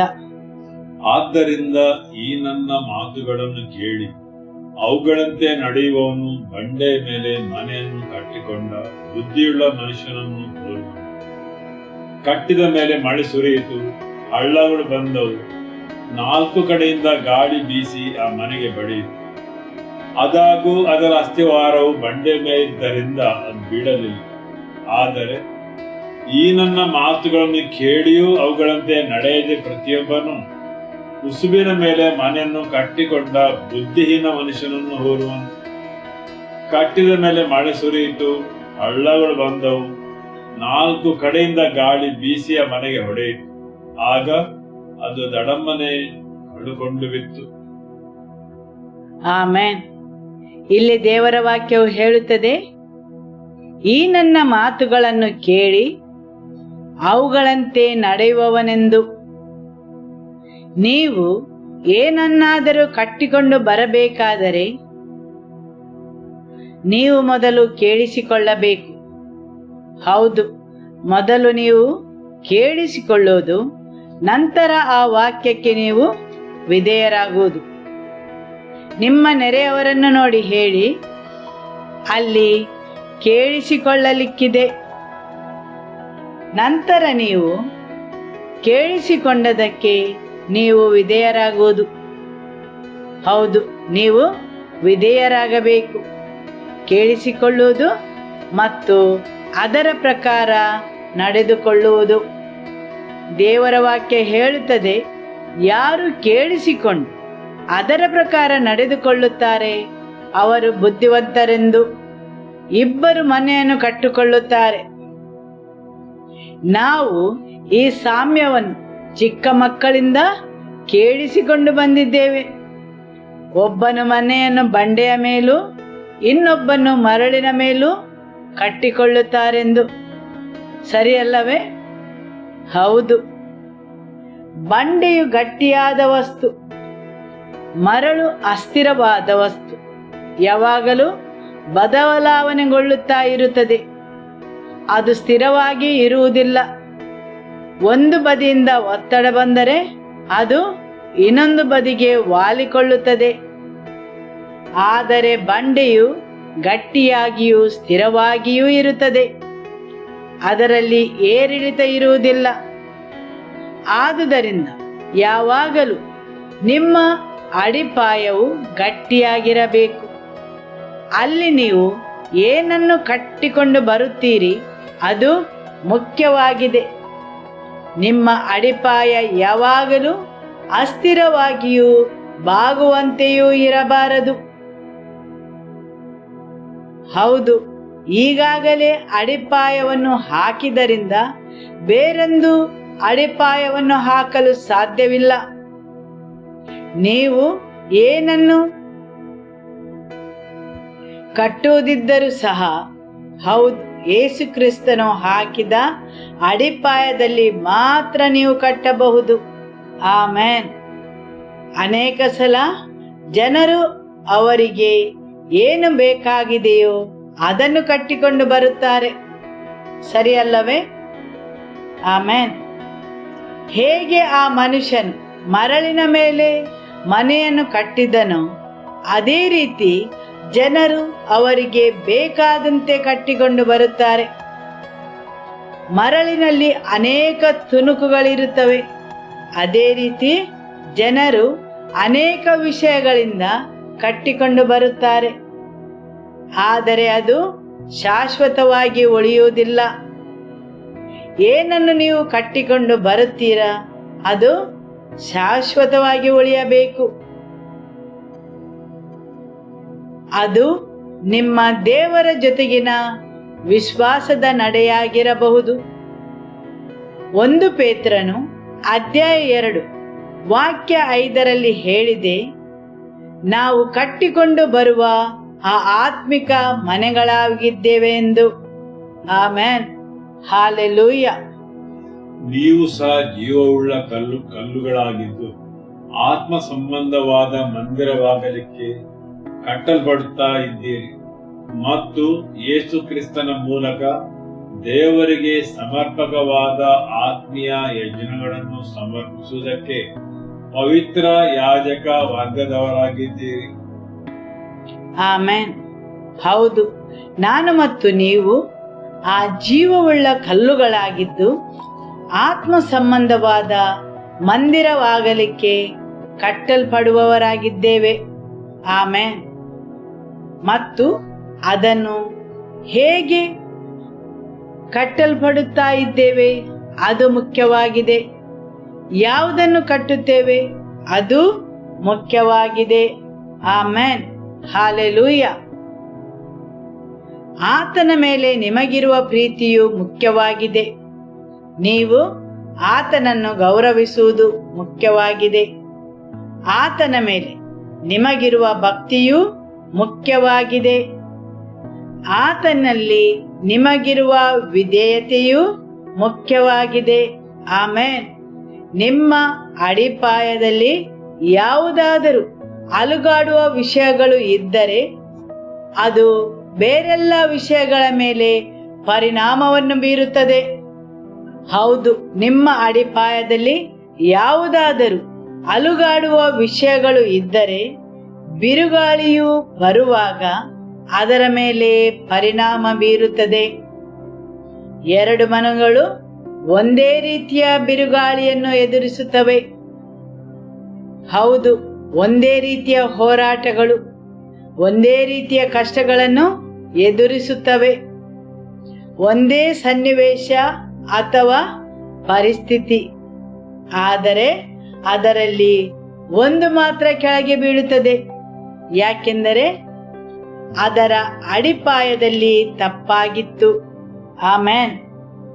ಹಾಲೆಲೂಯ. ಹೌದು, ನೀವು ಏನನ್ನು ಕಟ್ಟಿಕೊಂಡು ಬರುತ್ತೀರಿ ಅದು ನಿಮ್ಮ ವೈರಿಗೆ ಮುಖ್ಯವಲ್ಲ. ಆದರೆ ನೀವು ಬಲಯುತವಾದುದನ್ನು ಕಟ್ಟಿಕೊಂಡು ಬಂದರೆ ಮಾತ್ರ ಅವನು ತೊಂದರೆಗೆ ಒಳಗಾಗುತ್ತಾನೆ. ಅದು ಅವನಿಗೆ ಮುಖ್ಯವಾಗಿದೆ. ನೀವು ಏನನ್ನು ಕಟ್ಟಿಕೊಂಡು ಬಂದರೂ ಸಹ ಅವನಿಗೆ ಅದರಿಂದ ತೊಂದರೆ ಇಲ್ಲ. ಆಮೆನ್. 1 ಕೊರಿಂಥದವರಿಗೆ ಅಧ್ಯಾಯ 3 ವಾಕ್ಯ 10. ದೇವರು ನನಗೆ ಕೃಪೆಯಿಂದ ಒಪ್ಪಿಸಿದ ಕೆಲಸವನ್ನು ನಡೆಸಿ ನಾನು ಪ್ರವೀಣ ಶಿಲ್ಪಿಯಂತೆ ಅಸ್ತಿವಾರ ಹಾಕಿದೆನು. ಮತ್ತೊಬ್ಬನು ಅದರ ಮೇಲೆ ಕಟ್ಟುತ್ತಾನೆ. ಪ್ರತಿಯೊಬ್ಬನು ತಾನು ಅದರ ಮೇಲೆ ಎಂಥದನ್ನು ಕಟ್ಟುತ್ತಾನೋ ಎಚ್ಚರಿಕೆಯಾಗಿರಬೇಕು. ಆಮೆನ್. ಆದುದರಿಂದ ಪ್ರತಿಯೊಬ್ಬನು ತಾನು ಅದರ ಮೇಲೆ ಎಂಥದನ್ನು ಕಟ್ಟುತ್ತಾನೋ ಎಚ್ಚರಿಕೆಯಾಗಿರಬೇಕು. ಹೌದು, ನೀವು ಅದರ ಮೇಲೆ ಎಂಥದನ್ನು ಕಟ್ಟುತ್ತೀರಿ ಅದು ಮುಖ್ಯವಾಗಿದೆ. ಆಮೆನ್. ಪ್ರತಿಯೊಬ್ಬನು ಅದರ ಮೇಲೆ ಹೇಗೆ ಕಟ್ಟುತ್ತಾನೆ ಅದು ಮುಖ್ಯವಾಗಿದೆ. ಆದುದರಿಂದ ನೀವು ಹೇಗೆ ಕಟ್ಟುತ್ತೀರಿ ಎಂಬುದು ಮುಖ್ಯವಾಗಿದೆ. ಹೌದು, ನಿಮ್ಮ ಅಸ್ತಿವಾರದಲ್ಲಿ ತಪ್ಪಾದ ತಿಳುವಳಿಕೆ, ದೇವರ ವಾಕ್ಯದಲ್ಲಿ ತಪ್ಪಾದ ಗ್ರಹಿಕೆಯು, ತಪ್ಪಾದ ನಂಬಿಕೆಗಳು, ಗರ್ವ, ನಿಮ್ಮೊಳಗಿರುವ ಗುಟ್ಟಾದ ಪಾಪಗಳು, ಅವುಗಳೆಲ್ಲವೂ ಅಸ್ತಿವಾರದ ಮೇಲೆ ಅಥವಾ ಅಡಿಪಾಯದ ಮೇಲೆ ಪರಿಣಾಮವನ್ನು ಬೀರುತ್ತವೆ. ಆಮೆನ್. ಹಾಲೆಲೂಯ. ಆದಿಕಾಂಡ ಅಧ್ಯಾಯ 11ರಲ್ಲಿ ನಾವು ನೋಡುತ್ತೇವೆ. ಆದಿಕಾಂಡ ಅಧ್ಯಾಯ 11 ವಾಕ್ಯ 1. ಲೋಕದವರೆಲ್ಲರಿಗೂ ಒಂದೇ ಭಾಷೆ, ಭಾಷಾ ಭೇದವೇನೂ ಇರಲಿಲ್ಲ. ಅವರು ಪೂರ್ವ ದಿಕ್ಕಿಗೆ ಮುಂದೆ ಮುಂದೆ ಪ್ರಯಾಣ ಮಾಡುತ್ತಿರುವಾಗ ಶಿನಾರ್ ದೇಶದಲ್ಲಿ ಬಯಲು ಸೀಮೆ ಸಿಕ್ಕರು. ಅಲ್ಲೇ ವಾಸ ಮಾಡಿಕೊಂಡು ತಮ್ಮೊಳಗೆ, ಬನ್ನಿ ಒಳ್ಳೊಳ್ಳೆ ಸುಟ್ಟ ಇಟ್ಟಿಗೆಗಳನ್ನು ಮಾಡೋಣ, ಒಂದು ಪಟ್ಟಣವನ್ನು, ಆಕಾಶವನ್ನು ಮುಟ್ಟುವ ಗೋಪುರವನ್ನು ಕಟ್ಟಿ ದೊಡ್ಡ ಹೆಸರನ್ನು ಪಡೆಯೋಣ. ಆಮೆನ್. ಇಲ್ಲಿ ಅವರು ದೇವರ ಸ್ವರವನ್ನಾಗಲಿ ಅಥವಾ ವಾಕ್ಯವನ್ನಾಗಲಿ ಕೇಳಿಸಿಕೊಂಡಿದ್ದಾರೆಯೇ? ಇಲ್ಲ. ಅವರಾಗಿ ಒಂದು ದಿನ ನಿಶ್ಚಯಿಸಿದರು, ನಾವು ನಮಗೋಸ್ಕರ ಪಟ್ಟಣವನ್ನು ಕಟ್ಟೋಣವೆಂದು. ಹೌದು, ಅದರ ಅಡಿಪಾಯ ಅವರೊಳಗೇ ಇತ್ತು. ಅದೇನೆಂದರೆ ದೊಡ್ಡ ಹೆಸರನ್ನು ಅವರಿಗೋಸ್ಕರ ಪಡೆಯಲು. ವಾಕ್ಯವನ್ನು ಮುಂದುವರಿಸುವ, ಒಂದು ಪಟ್ಟಣವನ್ನು, ಆಕಾಶವನ್ನು ಮುಟ್ಟುವ ಗೋಪುರವನ್ನು ಕಟ್ಟಿ ದೊಡ್ಡ ಹೆಸರನ್ನು ಪಡೆಯೋಣ. ಹೌದು, ಆಕಾಶವನ್ನು ಮುಟ್ಟುವ ಗೋಪುರವನ್ನು ಕಟ್ಟಿ ದೊಡ್ಡ ಹೆಸರನ್ನು ಪಡೆಯೋಣ. ಹೌದು, ಅವರು ಅವರದೇ ಗರ್ವದಿಂದ ಅದನ್ನು ಕಟ್ಟುತ್ತಾರೆ. ಅವರಿಗೋಸ್ಕರ ಹೆಸರನ್ನು ಪಡೆಯಲು ಅವರನ್ನೇ ಕೇಂದ್ರೀಕರಿಸಿಕೊಂಡು ಅವರು ಅದನ್ನು ಕಟ್ಟುತ್ತಾರೆ. ಹೌದು, ಅನೇಕ ಜನರು ಕೆಲವೊಂದು ವಿಷಯಗಳನ್ನು ಕಟ್ಟಿಕೊಂಡು ಬರುವುದು ಅವರಿಗೋಸ್ಕರ ಹೆಸರನ್ನು ಪಡೆಯಲು, ಅವರನ್ನೇ ಕೇಂದ್ರ ಬಿಂದುವಾಗಿಟ್ಟುಕೊಂಡು. ಸರಿಯಲ್ಲವೇ? ಆಮೆನ್. ಹೌದು, ನೀವು ಏನನ್ನು ಕಟ್ಟಿಕೊಂಡು ಬರುತ್ತೀರಿ, ಅದನ್ನು ಹೇಗೆ ಕಟ್ಟಿಕೊಂಡು ಬರುತ್ತೀರಿ ಅದು ಮುಖ್ಯವಾಗಿದೆ. ಹಾಲೆಲೂಯ. ನಿಮ್ಮ ನೆರೆಯವರನ್ನು ನೋಡಿ ಹೇಳಿ, ನೀವು ಏನನ್ನು ಕಟ್ಟಿಕೊಂಡು ಬರುತ್ತೀರಿ, ಹೇಗೆ ಕಟ್ಟಿಕೊಂಡು ಬರುತ್ತೀರಿ ಅದು ಮುಖ್ಯವಾಗಿದೆ. 1 ಅರಸುಗಳು ಅಧ್ಯಾಯ 6 ಅಲ್ಲಿ ನಾವು ನೋಡುತ್ತೇವೆ ಅರಸನಾದ ಸೊಲೊಮೋನನು. ಹೌದು, ಅವನು ಕಟ್ಟಡಗಳನ್ನು ಕಟ್ಟುತ್ತಾನೆ. ಅವನು ಏನನ್ನು ಕಟ್ಟುತ್ತಾನೆ? ಅವನು ದೇವರಿಗೋಸ್ಕರ ಆಲಯವನ್ನು ಕಟ್ಟುತ್ತಾನೆ, ದೇವರ ವೈಭವ ಮತ್ತು ಮಹಿಮೆಯನ್ನು ಪ್ರದರ್ಶಿಸಲು. ಹೌದು, ನೀವು ದೇವರ ಮಹಿಮೆಗೋಸ್ಕರ ಕಟ್ಟಿಕೊಂಡು ಬರಬಹುದು. ಆತನ ಸಾಮ್ರಾಜ್ಯದ ಶ್ರೇಷ್ಠತೆಯನ್ನು ಪ್ರದರ್ಶಿಸಲು. ಆಮೆನ್. ಹಲ್ಲೆಲೂಯ. ಇಲ್ಲಿ ಒಬ್ಬನು ತಾನು ಹೆಸರನ್ನು ಪಡೆಯಲು ತನ್ನ ಗರ್ವದಲ್ಲಿ ಕಟ್ಟುತ್ತಾನೆ, ಆದರೆ ಇನ್ನೊಬ್ಬನು ದೇವರ ಮಹಿಮೆಗೋಸ್ಕರ, ಆತನ ಸಾಮ್ರಾಜ್ಯಗೋಸ್ಕರ ಕಟ್ಟುತ್ತಾನೆ. ಸರಿಯಲ್ಲವೇ? ಆಮೆನ್. ಆದುದರಿಂದ ನೀವು ಏನನ್ನು ಕಟ್ಟಿಕೊಂಡು ಬರುತ್ತೀರಿ ಅದು ಮುಖ್ಯವಾಗಿದೆ. ಹಾಲೆಲೂಯ. ಯಾಕಾಗಿ ಕಟ್ಟುತ್ತೀರಿ ಅದು ಮುಖ್ಯವಾಗಿದೆ. ಆಮೆನ್. ಈಗ ನಾವು ಪ್ರವಾದಿಯಾದ ನೆಹೆಮೀಯನನ್ನು ನೋಡಿದರೆ ಅವನು ಇಸ್ರೇಲಿನ ಮುರಿದು ಬಿದ್ದ ಗೋಡೆಯನ್ನು ಪುನರ್ಸ್ಥಾಪಿಸಿದನು. ಹೌದು, ಕೆಲವು ಜನರು ದೇವರ ಆಲಯವನ್ನು ಕಟ್ಟಿದರು, ಇನ್ನು ಕೆಲವರು ಮುರಿದು ಬಿದ್ದ ಗೋಡೆಗಳನ್ನು ಪುನರ್ಸ್ಥಾಪಿಸಿದರು. ಆಮೆನ್. ಆದುದರಿಂದ ದೇವರಿಗೋಸ್ಕರ, ಆತನ ರಾಜ್ಯಗೋಸ್ಕರ ನೀವು ಅನೇಕ ಸಂಗತಿಗಳನ್ನು ಕಟ್ಟಿಕೊಂಡು ಬರಬಹುದು. ಹಾಲೆಲೂಯ. ಹೌದು, ನೆಹೆಮೀಯನು ಆ ಗೋಡೆಗಳನ್ನು ಕಟ್ಟಿಕೊಂಡು ಬರುವಾಗ ಅವನು ಅನೇಕರ ವಿರೋಧಗಳನ್ನು ಎದುರಿಸಿದನು. ಕೆಲವೊಂದು ಹೋರಾಟಗಳನ್ನು ಅವನು ಮಾಡಬೇಕಾಯಿತು. ಆದರೂ ಅವನು ದೃಢವಾಗಿ ನಿಂತು ಆ ಎಲ್ಲ ತೊಂದರೆಗಳನ್ನು ಎದುರಿಸಿ ಗೋಡೆಗಳನ್ನು ಕಟ್ಟುವುದನ್ನು ಮುಂದುವರಿಸಿದನು. ಹಾಲೆಲೂಯ. ಹೌದು, ದೇವರ ರಾಜ್ಯಗೋಸ್ಕರ ನೀವು ಏನಾದರೂ ಕಟ್ಟಿಕೊಂಡು ಬರುವಾಗ ಅಲ್ಲಿ ಯಾವಾಗಲೂ ಪ್ರತಿರೋಧವಿರುತ್ತದೆ, ಅಲ್ಲಿ ಯಾವಾಗಲೂ ವಿರೋಧವಿರುತ್ತದೆ. ಹೌದು, ದೇವರ ರಾಜ್ಯಗೋಸ್ಕರ ನೀವು ಏನನ್ನಾದರೂ ಕಟ್ಟಿಕೊಂಡು ಬರುವಾಗ ಯಾವಾಗಲೂ ವಿರೋಧವಿರುತ್ತದೆ. ಆದರೆ ನೀವು ದೃಢವಾಗಿ ನಿಂತು ಅದನ್ನು ಮುಂದುವರಿಸಿಕೊಂಡು ಹೋಗಬೇಕು. ಆಮೆನ್. ಹಾಲೆಲೂಯ. ಲೂಕನ ಸುವಾರ್ತೆ ಅಧ್ಯಾಯ 12 ವಾಕ್ಯ 13ರಿಂದ 21. ಆಗ ಜನರಲ್ಲಿ ಒಬ್ಬನು, ಬೋಧಕನೇ, ತಂದೆಯ ಆಸ್ತಿಯನ್ನು ನನಗೆ ಪಾಲು ಮಾಡಿ ಕೊಡುವಂತೆ ನನ್ನ ಅಣ್ಣನಿಗೆ ಹೇಳು ಎಂದು ಆತನನ್ನು ಕೇಳಿಕೊಳ್ಳಲು ಆತನು, ಎಲ್ಲಾ ಮನುಷ್ಯ, ನನ್ನನ್ನು ನಿಮಗೆ ನ್ಯಾಯಾಧಿಪತಿಯನ್ನಾಗಿ ಅಥವಾ ಪಾಲು ಮಾಡುವವನಾಗಿ ನೇಮಿಸಿದವರಾರು ಎಂದು ಅವನನ್ನು ಕೇಳಿ, ಜನರಿಗೆ ಎಲ್ಲಾ ಲೋಭಕ್ಕೂ ಎಚ್ಚರಿಕೆಯಾಗಿದ್ದು ನಿಮ್ಮನ್ನು ಕಾಪಾಡಿಕೊಳ್ಳಿರಿ. ಒಬ್ಬನಿಗೆ ಎಷ್ಟು ಆಸ್ತಿ ಇದ್ದರೂ ಅದು ಅವನಿಗೆ ಜೀವಾಧಾರವಾಗುವುದಿಲ್ಲ ಎಂದು ಹೇಳಿ ಒಂದು ಸಾಮ್ಯವನ್ನು ಹೇಳಿದನು. ಅದೇನೆಂದರೆ, ಒಬ್ಬನೊಬ್ಬ ಐಶ್ವರ್ಯವಂತನ ಭೂಮಿಯು ಚೆನ್ನಾಗಿ ಬೆಳೆಯಿತು. ಆಗ ಅವನು ತನ್ನೊಳಗೆ, ನಾನೇನು ಮಾಡಲಿ, ನನ್ನ ಬೆಳೆಯನ್ನು ತುಂಬಿಡುವುದಕ್ಕೆ ನನಗೆ ಸ್ಥಳವಿಲ್ಲವಲ್ಲ ಎಂದು ಆಲೋಚಿಸಿ ಒಂದು ಕೆಲಸ ಮಾಡುತ್ತೇನೆ. ನನ್ನ ಕಣಜಗಳನ್ನು ಕೀಳಿಸಿ ಅವುಗಳಿಗಿಂತ ದೊಡ್ಡ ಕಣಜಗಳನ್ನು ಕಟ್ಟಿಸುವೆನು. ಅಲ್ಲಿ ನನ್ನ ಎಲ್ಲಾ ದವಸ ಧಾನ್ಯಗಳನ್ನು, ಸರಕುಗಳನ್ನು ತುಂಬಿಟ್ಟು, ನನ್ನ ಜೀವಾತ್ಮಕ್ಕೆ ಜೀವವೇ, ಅನೇಕ ವರ್ಷಗಳಿಗೆ ಬೇಕಾದಷ್ಟು ಸರಕು ನಿನಗೆ ಬಿದ್ದಿದೆ, ವಿಶ್ರಮಿಸಿಕೋ, ಊಟ ಮಾಡು, ಕುಡಿ, ಸುಖ ಪಡು ಎಂದು ಹೇಳುವೆನು ಅಂದುಕೊಂಡನು. ಆದರೆ ದೇವರವನಿಗೆ, ಬುದ್ಧಿಹೀನನು ನೀನು, ಈ ಹೊತ್ತು ರಾತ್ರಿ ನಿನ್ನ ಪ್ರಾಣವನ್ನು ನಿನ್ನ ಕಡೆಯಿಂದ ಕೇಳುವರು.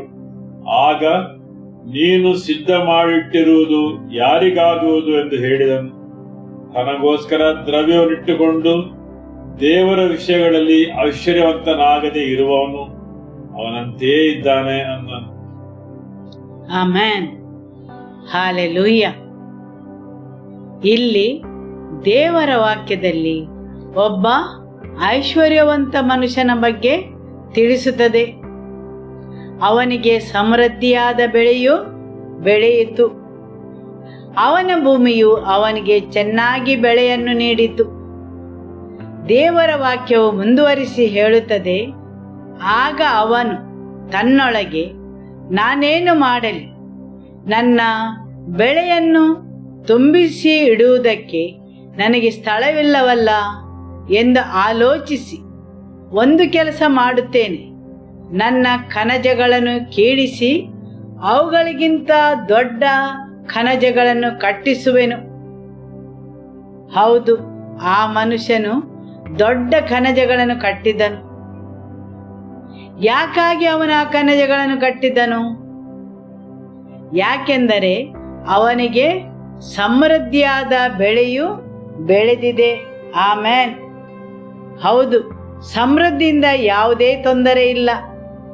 ಆದರೆ ತೊಂದರೆ ಇರುವುದು ಅವನ ಹೃದಯದಲ್ಲಿ. ನಾನು ನನಗೋಸ್ಕರ ಆ ಕಣಜಗಳನ್ನು ಕಟ್ಟುತ್ತೇನೆ, ಯಾಕೆಂದರೆ ನಾನು ಸುಖ ಪಡಲು, ನಾನು ವಿಶ್ರಮಿಸಲು. ಇಲ್ಲಿ ದೇವರ ವಾಕ್ಯ ಹೇಳುತ್ತದೆ, ಅವನು ನನ್ನ ಜೀವಾತ್ಮಕ್ಕೆ ಜೀವವೇ, ಅನೇಕ ವರ್ಷಗಳಿಗೆ ಬೇಕಾದಷ್ಟು ಸರಕು ನಿನಗೆ ಬಿದ್ದಿದೆ. ಹೌದು, ಅವನ ಜೀವನದ ಭದ್ರತೆಯು ಅವನಲ್ಲಿದ್ದ ಸರಕುಗಳನ್ನು ಹೊಂದಿಕೊಂಡಿದೆ. ಆದುದರಿಂದ ಅವನು ದೊಡ್ಡದಾದ ಕಣಜಗಳನ್ನು ಕಟ್ಟಲು ಬಯಸುತ್ತಾನೆ, ಯಾಕೆಂದರೆ ಅವನಲ್ಲಿ ಸಮೃದ್ಧಿಯಾದ ಬೆಳೆಯು ಬೆಳೆದಿದೆ. ಅದನ್ನು ಸೇಕರಿಸಿ ಇಡಲು ಮತ್ತು ಅವನು ವಿಶ್ರಮಿಸಿಕೊಳ್ಳಲು. ದೇವರ ವಾಕ್ಯ ಹೇಳುತ್ತದೆ, ವಿಶ್ರಮಿಸಿಕೊ, ಊಟ ಮಾಡು, ಕುಡಿ, ಸುಖಪಡು ಎಂದು ಹೇಳುವೆನು ಅಂದುಕೊಂಡನು. ಹೌದು, ಈ ಐಶ್ವರ್ಯವಂತನು ಅವನಿಗೋಸ್ಕರ ಕಣಜಗಳನ್ನು ಕಟ್ಟುತ್ತಾನೆ. ಅವನ ಎಲ್ಲ ಗಮನ ಅವನ ಮೇಲೆ ಇದೆ. ಅವನೇ ಕೇಂದ್ರಬಿಂದು ಆಗಿದ್ದಾನೆ. ನಾನು ಕಟ್ಟುತ್ತೇನೆ, ನನಗಾಗಿ ಕಟ್ಟುತ್ತೇನೆ. ನಾನು ವಿಶ್ರಮಿಸಿಕೊಳ್ಳಲು, ನಾನು ಕುಡಿಯಲು, ನಾನು ಸುಖ ಪಡಲು. ಹೌದು, ಅವನು ಕಟ್ಟುವುದು ಅವನು ಕೇಂದ್ರ ಬಿಂದುವಾಗಿ ಅವನಿಗೋಸ್ಕರ. ಸರಿಯಲ್ಲವೇ? ಅವನು ಕಟ್ಟುವುದೆಲ್ಲವೂ ಅವನ ಮೇಲೆ ಗಮನ ಇಟ್ಟುಕೊಂಡು. ಆದುದರಿಂದ ದೇವರ ವಾಕ್ಯವು ಅವನನ್ನು ಐಶ್ವರ್ಯವಂತ ಮೂರ್ಖನೆಂದು ಕರೆಯುತ್ತದೆ, ಅಥವಾ ಬುದ್ಧಿಹೀನ ಐಶ್ವರ್ಯವಂತನೆಂದು. ಸರಿಯಲ್ಲವೇ? ಆಮೆನ್. ಯಾಕೆಂದರೆ ಅವನು ಕಟ್ಟುವುದು ಮೊತ್ತ ಮೊದಲಾಗಿ ಅದು ಅವನದೇ ಆಲೋಚನೆಯಾಗಿದೆ. ಅವನೇ ಕೇಂದ್ರ ಬಿಂದುವಾಗಿ ಅವನಿಗೋಸ್ಕರ. ಅವನು ವಿಶ್ರಮಿಸಿಕೊಳ್ಳಲು ಮತ್ತು ಅವನು ಸುಖ ಪಡಲು. Amen, hallelujah. ಆದರೆ ಅನೇಕ ಸಲ ದೇವರು ಮನುಷ್ಯರ ಆಲೋಚನೆಗಳನ್ನು, ಯೋಜನೆಗಳನ್ನು ಅಡ್ಡಿಪಡಿಸುತ್ತಾರೆ. ಈ ಮನುಷ್ಯನು ಅನೇಕ ಯೋಜನೆಗಳನ್ನು ಹಾಕಿದ್ದನು, ಆದರೆ ದೇವರು ಅವನ ಯೋಜನೆಗಳ ನಡುವೆ ಮಧ್ಯ ಪ್ರವೇಶಿಸುತ್ತಾರೆ. ಹೌದು, ಅವನ ಭದ್ರತೆಯು ಅವನ ಸರಕುಗಳ ಮೇಲೆ, ಅವನ ಎಲ್ಲ ಸಮೃದ್ಧಿಗೂ ದೇವರಿಗೂ ಯಾವುದೇ ಸಂಬಂಧವಿಲ್ಲ. ಅವನ ಯಾವ ನಿರ್ಧಾರದಲ್ಲೂ ದೇವರಿಗೆ ಯಾವ ಸ್ಥಾನವೂ ಇಲ್ಲ. ಎಲ್ಲವೂ ಅವನು ಯಾಕಾಗಿ ಮಾಡಲು ಬಯಸುತ್ತಾನೆ, ಏನನ್ನು ಮಾಡಲು ಬಯಸುತ್ತಾನೆ? ಅವನು ಸುಖ ಪಡಲು. ಅವನ ಆಲೋಚನೆಗಳು, ಅವನ ಭದ್ರತೆ ಎಲ್ಲವೂ ಅವನನ್ನೇ ಗಮನವಾಗಿಟ್ಟುಕೊಂಡು. ಸರಿಯಲ್ಲವೇ? ಆಮೆನ್. ಇಲ್ಲಿ ಅವನ ದುರಾಸೆಯು ಅವನ ಯಶಸ್ಸಿನ ಹಾಗೆ ಕಾಣುತ್ತದೆ. ಅವನು ಯಶಸ್ಸನ್ನು ಕಂಡ ಹಾಗೆ ಕಾಣುತ್ತದೆ. ಅದು ಕೆಟ್ಟದಾಗಿ ಕಾಣುವುದಿಲ್ಲ. ಅವನೊಳಗಿದ್ದ ದುರಾಸೆಯು ಹೊರಗಿನಿಂದ ನೋಡಲು ಯಶಸ್ಸಿನ ಹಾಗೆ ಕಾಣುತ್ತದೆ. ಆಮೆನ್. ಆದರೆ ಇಲ್ಲಿ ದೇವರು ಅವನನ್ನು ಪ್ರಶ್ನಿಸುತ್ತಾರೆ, ನಿನ್ನ ಪ್ರಾಣದ ಗತಿಯೇನು? ಹೌದು, ಅವನ ಕಟ್ಟುವಿಕೆಯಲ್ಲಿ ಮುಂದುವರಿಯುತ್ತಾ ಹೋಗುವಾಗ ಅವನು ಅವನ ವಿಶ್ವಾಸವನ್ನು ಕಟ್ಟಿಕೊಳ್ಳುವಲ್ಲಿ ವಿಫಲನಾಗುತ್ತಾನೆ. ದೇವರ ಜೊತೆ ಸಂಬಂಧವನ್ನು ಬೆಳೆಸುವಲ್ಲಿ ವಿಫಲನಾಗುತ್ತಾನೆ. ಆದುದರಿಂದ ನೀವು ಏನನ್ನು ಕಟ್ಟಿಕೊಂಡು ಹೋಗುತ್ತೀರಿ, ಹೇಗೆ ಕಟ್ಟಿಕೊಳ್ಳುತ್ತೀರಿ ಮತ್ತು ಎಲ್ಲಿ ಕಟ್ಟಿಕೊಳ್ಳುತ್ತೀರಿ, ಅದು ಮುಖ್ಯವಾದ ವಿಷಯವಾಗಿದೆ. ನೀವು ತಪ್ಪಾದ ಅಡಿಪಾಯದಲ್ಲಿ ಸಹ ಕಟ್ಟಿಕೊಂಡು ಬರಬಹುದು. ನೀವು ನಿಮಗೋಸ್ಕರ ಕಟ್ಟಿಕೊಳ್ಳಬಹುದು. ನೀವು ಹೆಸರುವಾಸಿಯಾಗಲು ಕಟ್ಟಿಕೊಳ್ಳಬಹುದು, ಹಾಗೂ ದೇವರ ರಾಜ್ಯಕ್ಕೆ ಮಹಿಮೆಯನ್ನು ತರಲು ನೀವು ಕಟ್ಟಿಕೊಂಡು ಬರಬಹುದು. ಆಮೆನ್. ಹಾಲೆಲೂಯ. ಕೀರ್ತನೆ 127 ವಾಕ್ಯ 1. ಯೆಹೋವನು ಮನೆ ಕಟ್ಟದಿದ್ದರೆ ಅದನ್ನು ಕಟ್ಟುವವರು ಕಷ್ಟಪಡುವುದು ವ್ಯರ್ಥ. ಆಮೆನ್. ಹೌದು, ಅವರು ಕಷ್ಟಪಡುವುದು ವ್ಯರ್ಥ. ಯಾರು ಅದನ್ನು ಕಟ್ಟುತ್ತಾರೆ ಅವರ ದುಡಿಯುವಿಕೆಯು ವ್ಯರ್ಥ. ದೇವರ ವಾಕ್ಯ ಹೇಳುತ್ತದೆ, ಯೆಹೋವನು ಮನೆ ಕಟ್ಟದಿದ್ದರೆ ಅದನ್ನು ಕಟ್ಟುವವರು ಕಷ್ಟಪಡುವುದು ವ್ಯರ್ಥ. ಆಮೆನ್. ಹೌದು, ಜನರು ಕೆಲವೊಂದು ವಿಷಯಗಳಿಗೋಸ್ಕರ ಕಷ್ಟಪಡಬಹುದು. ಅದು ದೇವರ ಸೇವೆ ಸಹ ಆಗಿರಬಹುದು.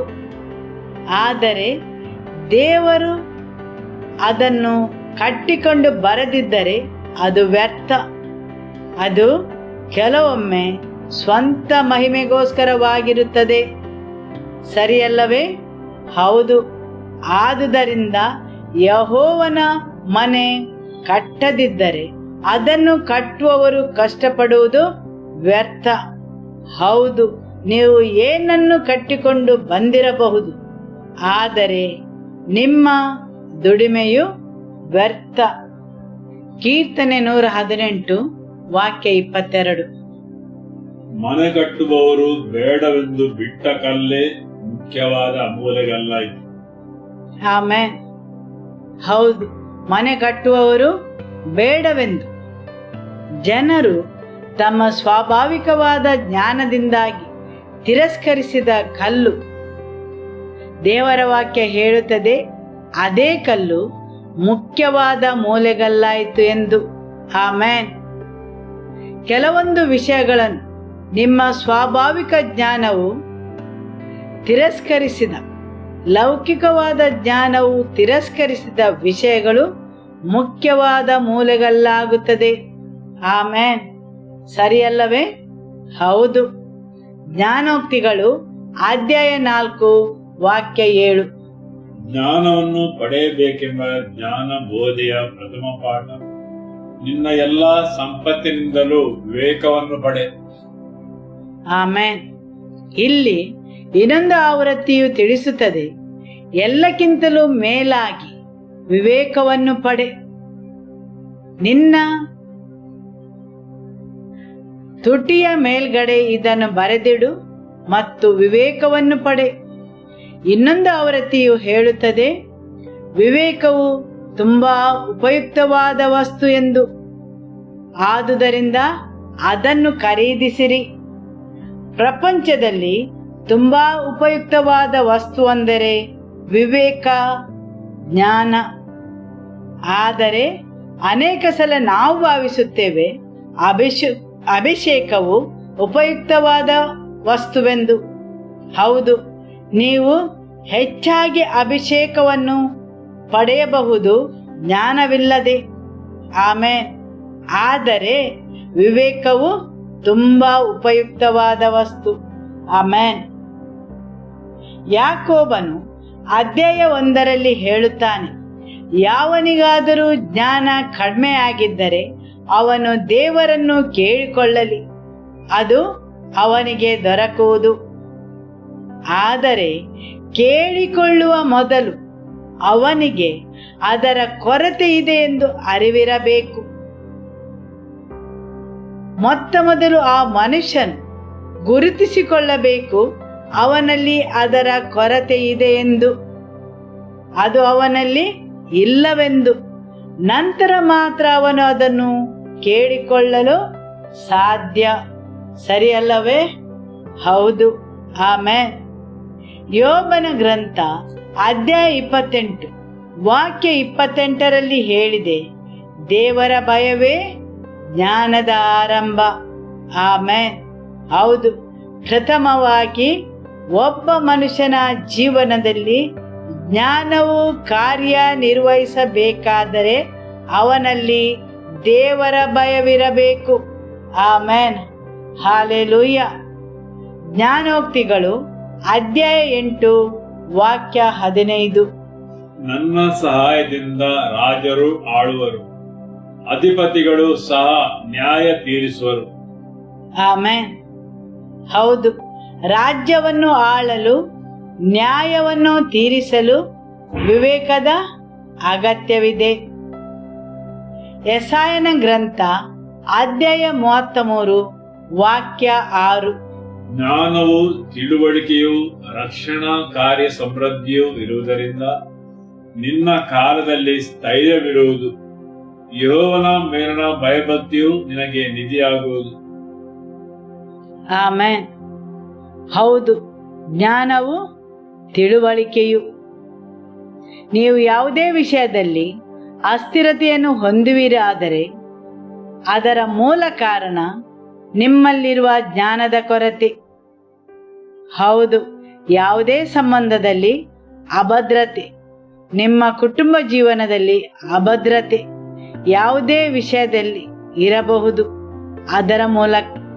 ಅದರ ಮೂಲ ಕಾರಣವೇನೆಂದರೆ ನಿಮ್ಮಲ್ಲಿರುವ ಜ್ಞಾನದ ಕೊರತೆ. ಆಮೆನ್. ಹೌದು, ನಿಮ್ಮ ಜೀವನದ ಯಾವುದೇ ವಿಷಯದಲ್ಲಿ, ಯಾವುದೇ ಆಯಾಮದಲ್ಲಿ ನೀವು ಅಭದ್ರವಾಗಿದ್ದರೆ ಅದರ ಮೂಲ ಕಾರಣ ಜ್ಞಾನದ ಕೊರತೆ. ದಾನಿಯೇಲನು ಅಧ್ಯಾಯ 12 ವಾಕ್ಯ 3. ಜ್ಞಾನಿಗಳು ತೇಜೋಮಯವಾದ ಆಕಾಶ ಮಂಡಲದಂತೆ ಪ್ರಕಾಶಿಸುವರು. ಬಹುಜನರನ್ನು ಸದ್ಧರ್ಮಿಗಳನ್ನಾಗಿ ಮಾಡುವರು. ಯುಗ ಯುಗಾಂತರಗಳಲ್ಲಿಯೂ ನಕ್ಷತ್ರಗಳ ಹಾಗೆ ಹೊಳೆಯುವರು. ಆಮೆನ್.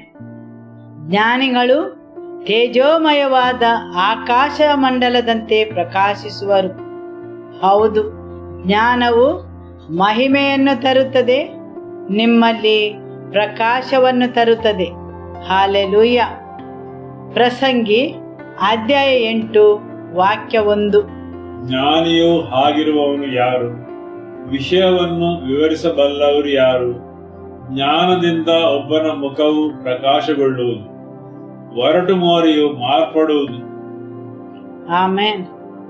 ಹೌದು, ನಿಮ್ಮಲ್ಲಿ ವ್ಯತ್ಯಾಸವನ್ನು ತರಬೇಕಾದರೆ, ನಿಮ್ಮ ಮುಖವು ಪ್ರಕಾಶಭರಿತವಾಗಬೇಕಾದರೆ ಅದಕ್ಕೆ ನಿಮ್ಮಲ್ಲಿ ಬೇಕಾಗಿರುವುದು ದೇವರ ಜ್ಞಾನ. ಆಮೆನ್. ಜ್ಞಾನವು ಎಲ್ಲಿಂದ ಆರಂಭವಾಗುತ್ತದೆ?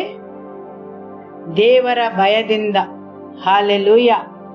ದೇವರ ಭಯವೇ ಜ್ಞಾನದ ಆರಂಭ. ಯಾರಲ್ಲಿ ಅದರ ಕೊರತೆ ಇದೆಯೋ ಅವನು ಅದನ್ನು ಬೇಡಿಕೊಳ್ಳಲಿ. ಅದು ಪ್ರಪಂಚದಲ್ಲಿರುವ ಅತಿ ಉಪಯುಕ್ತವಾದ ವಸ್ತು. ಆಮೆನ್. ಹಾಲೆಲೂಯ. ಹೌದು, ವಿವೇಕದಿಂದ ಅರಸರು ರಾಜ್ಯವನ್ನು ಆಳುತ್ತಾರೆ. ಜ್ಞಾನದಿಂದ ಸ್ಥಿರತೆಯು ಬರುತ್ತದೆ. ಜ್ಞಾನವು ಮಹಿಮೆಯನ್ನು ತರುತ್ತದೆ. ವಿವೇಕವು ವ್ಯತ್ಯಾಸವನ್ನು ಉಂಟು ಮಾಡುತ್ತದೆ. ಹಾಲೆಲೂಯ. ಆಮೆನ್. ಜ್ಞಾನೋಕ್ತಿಗಳು ಅಧ್ಯಾಯ 3 ವಾಕ್ಯ 13. ಜ್ಞಾನವನ್ನು ಪಡೆಯುವವನು ಧನ್ಯನು, ವಿವೇಕವನ್ನು ಸಂಪಾದಿಸುವವನು ಭಾಗ್ಯವಂತನು. ಅದರ ಲಾಭವು ಬೆಳ್ಳಿಯ ಲಾಭಕ್ಕಿಂತಲೂ, ಅದರಿಂದಾಗುವ ಆದಾಯವು ಬಂಗಾರಕ್ಕಿಂತಲೂ ಅಮೂಲ್ಯವೇ ಸರಿ. ಅದರ ಬೆಲೆಯು ಹವಳಕ್ಕಿಂತಲೂ ಹೆಚ್ಚು. ನಿನ್ನ ಇಷ್ಟ ವಸ್ತುಗಳೆಲ್ಲವೂ ಅದಕ್ಕೆ ಸಮವಲ್ಲ. ಜ್ಞಾನವೆಂಬಾಕೆಯ ಬಲಗೈಯಲ್ಲಿ ದೀರ್ಘಾಯುಷ್ಯವು, ಎಡಗೈಯಲ್ಲಿ ಧನವು ಘನತೆಯೂ ಉಂಟು. ಆಮೆನ್. ಸಂತೋಷಕ್ಕೆ ಮೂಲ ಕಾರಣವು ಜ್ಞಾನವಾಗಿದೆ. ಜ್ಞಾನವನ್ನು ಪಡೆದ ಮನುಷ್ಯನು ಧನ್ಯನು. ನಿಮ್ಮಲ್ಲಿ ಸಂತೋಷಕ್ಕೆ ಕೊರತೆ ಇದ್ದರೆ, ನಿಮ್ಮಲ್ಲಿ ಕೊರತೆ ಇರುವುದು ಜ್ಞಾನ. ಆಮೆನ್. ಹೌದು, ನಿಮ್ಮಲ್ಲಿ ಇರುವುದು ಜ್ಞಾನದ ಕೊರತೆ. ಹಾಲೆಲೂಯ. ನೀವು ನಿಮ್ಮ ಆಲೋಚನೆಗಳಲ್ಲಿ, ಕಲ್ಪನೆಗಳಲ್ಲಿ, ನಿಮ್ಮ ಸುತ್ತಲೂ ಜರುಗುವ ವಿಷಯಗಳಲ್ಲಿ ನಿಮ್ಮ ಮನಸ್ಸು ಅತ್ತಿಂದಿತ್ತ ಹಾರಾಡುವುದು ನಿಮ್ಮಲ್ಲಿರುವ ದೇವರ ಜ್ಞಾನದ ಕೊರತೆಯಿಂದಾಗಿ. ಆಮೆನ್. ಹಾಲೆಲೂಯ. ವಾಕ್ಯವನ್ನು ಮುಂದುವರಿಸುವ. ಜ್ಞಾನವನ್ನು ಪಡೆಯುವವನು ಧನ್ಯನು, ವಿವೇಕವನ್ನು ಸಂಪಾದಿಸುವವನು ಭಾಗ್ಯವಂತನು. ಅದರ ಲಾಭವು ಬೆಳ್ಳಿಯ ಲಾಭಕ್ಕಿಂತಲೂ, ಅದರಿಂದಾಗುವ ಆದಾಯವು ಬಂಗಾರಕ್ಕಿಂತಲೂ ಅಮೂಲ್ಯವೇ ಸರಿ, ಅದರ ಬೆಲೆಯು ಹವಳಕ್ಕಿಂತಲೂ ಹೆಚ್ಚು. ನಿನ್ನ ಇಷ್ಟ ವಸ್ತುಗಳೆಲ್ಲವೂ ಅದಕ್ಕೆ ಸಮವಲ್ಲ. ಆಮೆನ್. ಹಾಲೆಲೂಯ. ಹೌದು, ಈ ಪ್ರಪಂಚವು ನಿಮಗೆ ತೋರಿಸುವುದೆಲ್ಲವೂ ಅಥವಾ ನೀವು ಇಷ್ಟಪಡುವ ಈ ಪ್ರಪಂಚದ ವಸ್ತುಗಳು ದೇವರ ಜ್ಞಾನಕ್ಕೆ ಹೋಲಿಸಿದರೆ ಅವುಗಳು ಯಾವುದಕ್ಕೂ ಸಮವಲ್ಲ. ಹೌದು, ದೇವರ ಜ್ಞಾನವು ಬೆಳ್ಳಿ ಬಂಗಾರಗಿಂತಲೂ ಹವಳಗಿಂತಲೂ ತುಂಬಾ ಬೆಲೆ ಬಾಳುವಂತಹದ್ದಾಗಿದೆ. ದೇವರ ವಾಕ್ಯವು ಮುಂದುವರಿಸಿ ಹೇಳುತ್ತದೆ, ಜ್ಞಾನವೆಂಬಾಕೆಯ ಬಲಗೈಯಲ್ಲಿ ದೀರ್ಘಾಯುಷ್ಯವೂ ಇದೆ. ನಿಮ್ಮ ದೀರ್ಘಾಯುಷ್ಯವು ನಿಮ್ಮಲ್ಲಿರುವ ದೇವರ ಜ್ಞಾನವನ್ನು ಹೊಂದಿಕೊಂಡಿದೆ. ನಿಮ್ಮ ನೆರೆಯವರನ್ನು ನೋಡಿ ಹೇಳಿ, ನಿಮ್ಮ ದೀರ್ಘಾಯುಷ್ಯವು ನಿಮ್ಮಲ್ಲಿರುವ ದೇವರ ಜ್ಞಾನವನ್ನು ಹೊಂದಿಕೊಂಡಿದೆ. ಆಮೆನ್. ಹೌದು, ಧನವು ಘನತೆಯು ದೇವರ ಜ್ಞಾನವನ್ನು ಹೊಂದಿಕೊಂಡಿದೆ. ಹಾಲೆಲೂಯ. ಜ್ಞಾನೋಕ್ತಿಗಳು ಅಧ್ಯಾಯ 15 ವಾಕ್ಯ 24. ವಿವೇಕಿಗೆ ಜೀವದ ಮಾರ್ಗವು ಮೇಲಕ್ಕೆ ಹೋಗ್ತದೆ. ಆಮೆನ್. ವಿವೇಕಿಗೆ ಜೀವದ ಮಾರ್ಗವು ಮೇಲಕ್ಕೆ ಹೋಗುತ್ತದೆ, ಕೆಳಮುಖವಾಗಿ ಅಲ್ಲ, ಅದು ಮೇಲಕ್ಕೆ ಕೊಂಡೊಯ್ಯುತ್ತದೆ. ಹೌದು, ವಿವೇಕಿಗೆ ಜೀವದ ಮಾರ್ಗವು ಮೇಲಕ್ಕೆ ಕೊಂಡೊಯ್ಯುತ್ತದೆ, ಸರಿಯಲ್ಲವೇ? ಹೌದು. ಆದರೆ ಬುದ್ಧಿಹೀನನಿಗೆ ಅದು ಪಾತಾಳಕ್ಕೆ ಕೊಂಡೊಯ್ಯುತ್ತದೆ. ಹೌದು, ಜೀವದ ಮಾರ್ಗವು ಒಂದೇ ಮೇಲಕ್ಕೆ ಕೊಂಡೊಯ್ಯುತ್ತದೆ ಅಥವಾ ಪಾತಾಳಕ್ಕೆ ಕೊಂಡೊಯ್ಯುತ್ತದೆ. ಅದರ ಕಾರಣ ಜ್ಞಾನವಾಗಿದೆ. ಆಮೆನ್. ಹಾಲೆಲೂಯ. ಪ್ರಸಂಗಿ ಅಧ್ಯಾಯ 7 ವಾಕ್ಯ 17. ಅಧರ್ಮವನ್ನು ಹೆಚ್ಚಾಗಿ ಆಚರಿಸದಿರು, ಬುದ್ಧಿಹೀನನಾಗಿರಬೇಡ, ಏಕೆ ಅಕಾಲ ಮರಣವನ್ನು ಹೊಂದುವಿ. ಆಮೆನ್.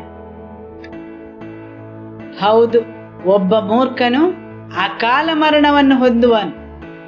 ಹೌದು, ಜ್ಞಾನದ ಕೊರತೆ ಇದ್ದವನು ಅಥವಾ ಬುದ್ಧಿಹೀನನು ಅಕಾಲ ಮರಣವನ್ನು ಹೊಂದುವನು.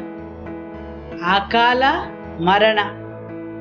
ಹೌದು, ಅರಸನಾದ ದಾವೀದನು ದೇವರ ಮಂಜೂಷವನ್ನು ತನ್ನೂರಿಗೆ ತೆಗೆದುಕೊಂಡು ಹೋಗುವಾಗ ಎತ್ತುಗಳು ಮುಗ್ಗರಿಸಿದಾಗ ಉಜ್ಜನು ದೇವರ ಮಂಜೂಷವನ್ನು ಹಿಡಿಯಲು ಹೋದನು.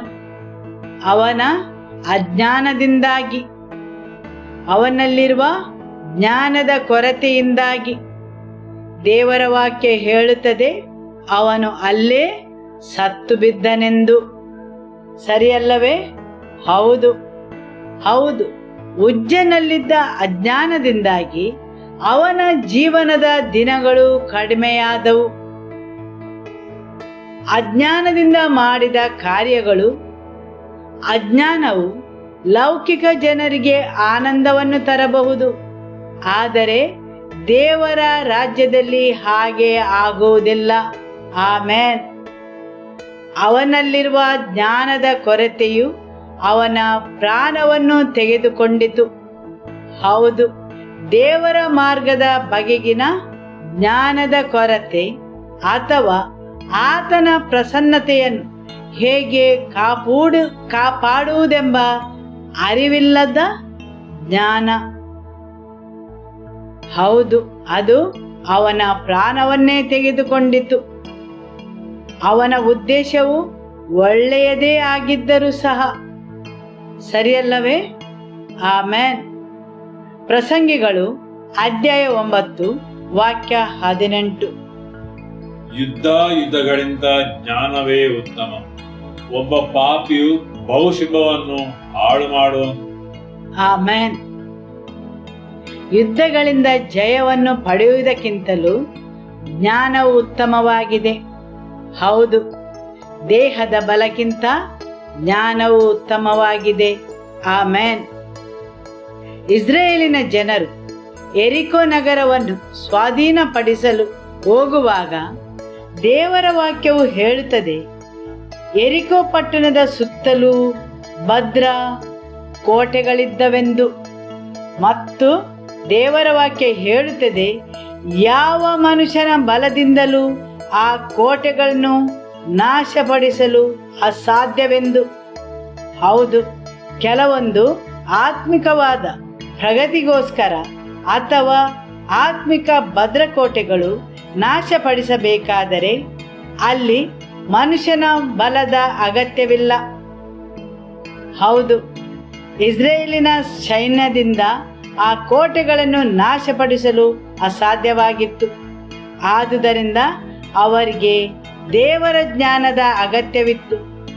ಹಾಗೂ ದೇವರ ಜ್ಞಾನವು ಲೌಕಿಕ ಮನುಷ್ಯನಿಗೆ ಒಂದು ಮೂರ್ಖತನವಾಗಿ ಕಂಡಿತು. ಹೌದು, ಅವರು ಆ ಭದ್ರಕೋಟೆಗಳ ಪಟ್ಟಣದ ಸುತ್ತಲೂ ಸುತ್ತಬೇಕಿತ್ತು. ಆದುದರಿಂದ ಅನೇಕ ಸಲ ದೇವರ ಜ್ಞಾನವು ಲೌಕಿಕ ಮನುಷ್ಯನಿಗೆ ಮೂರ್ಖತನವಾಗಿ ಕಾಣುತ್ತದೆ. ಹೌದು, ದೇವರ ಜ್ಞಾನವು ಆ ಭದ್ರಕೋಟೆಗಳನ್ನು ನಾಶಪಡಿಸಿದವು. ಅದೇ ರೀತಿ ಅನೇಕ ವಿಷಯಗಳನ್ನು ದೇವರ ಜ್ಞಾನವಿಲ್ಲದೆ ನಿಮ್ಮಿಂದ ನಾಶಪಡಿಸಲು ಸಾಧ್ಯವಿಲ್ಲ. ಅನೇಕ ಆತ್ಮಿಕ ಭದ್ರಕೋಟೆಗಳನ್ನು ದೇವರ ವಾಕ್ಯಕ್ಕೆ ವಿಧೇಯರಾದ್ದರಿಂದ ಮಾತ್ರ ನಾಶಪಡಿಸಲು ಸಾಧ್ಯ. ಆಮೆನ್.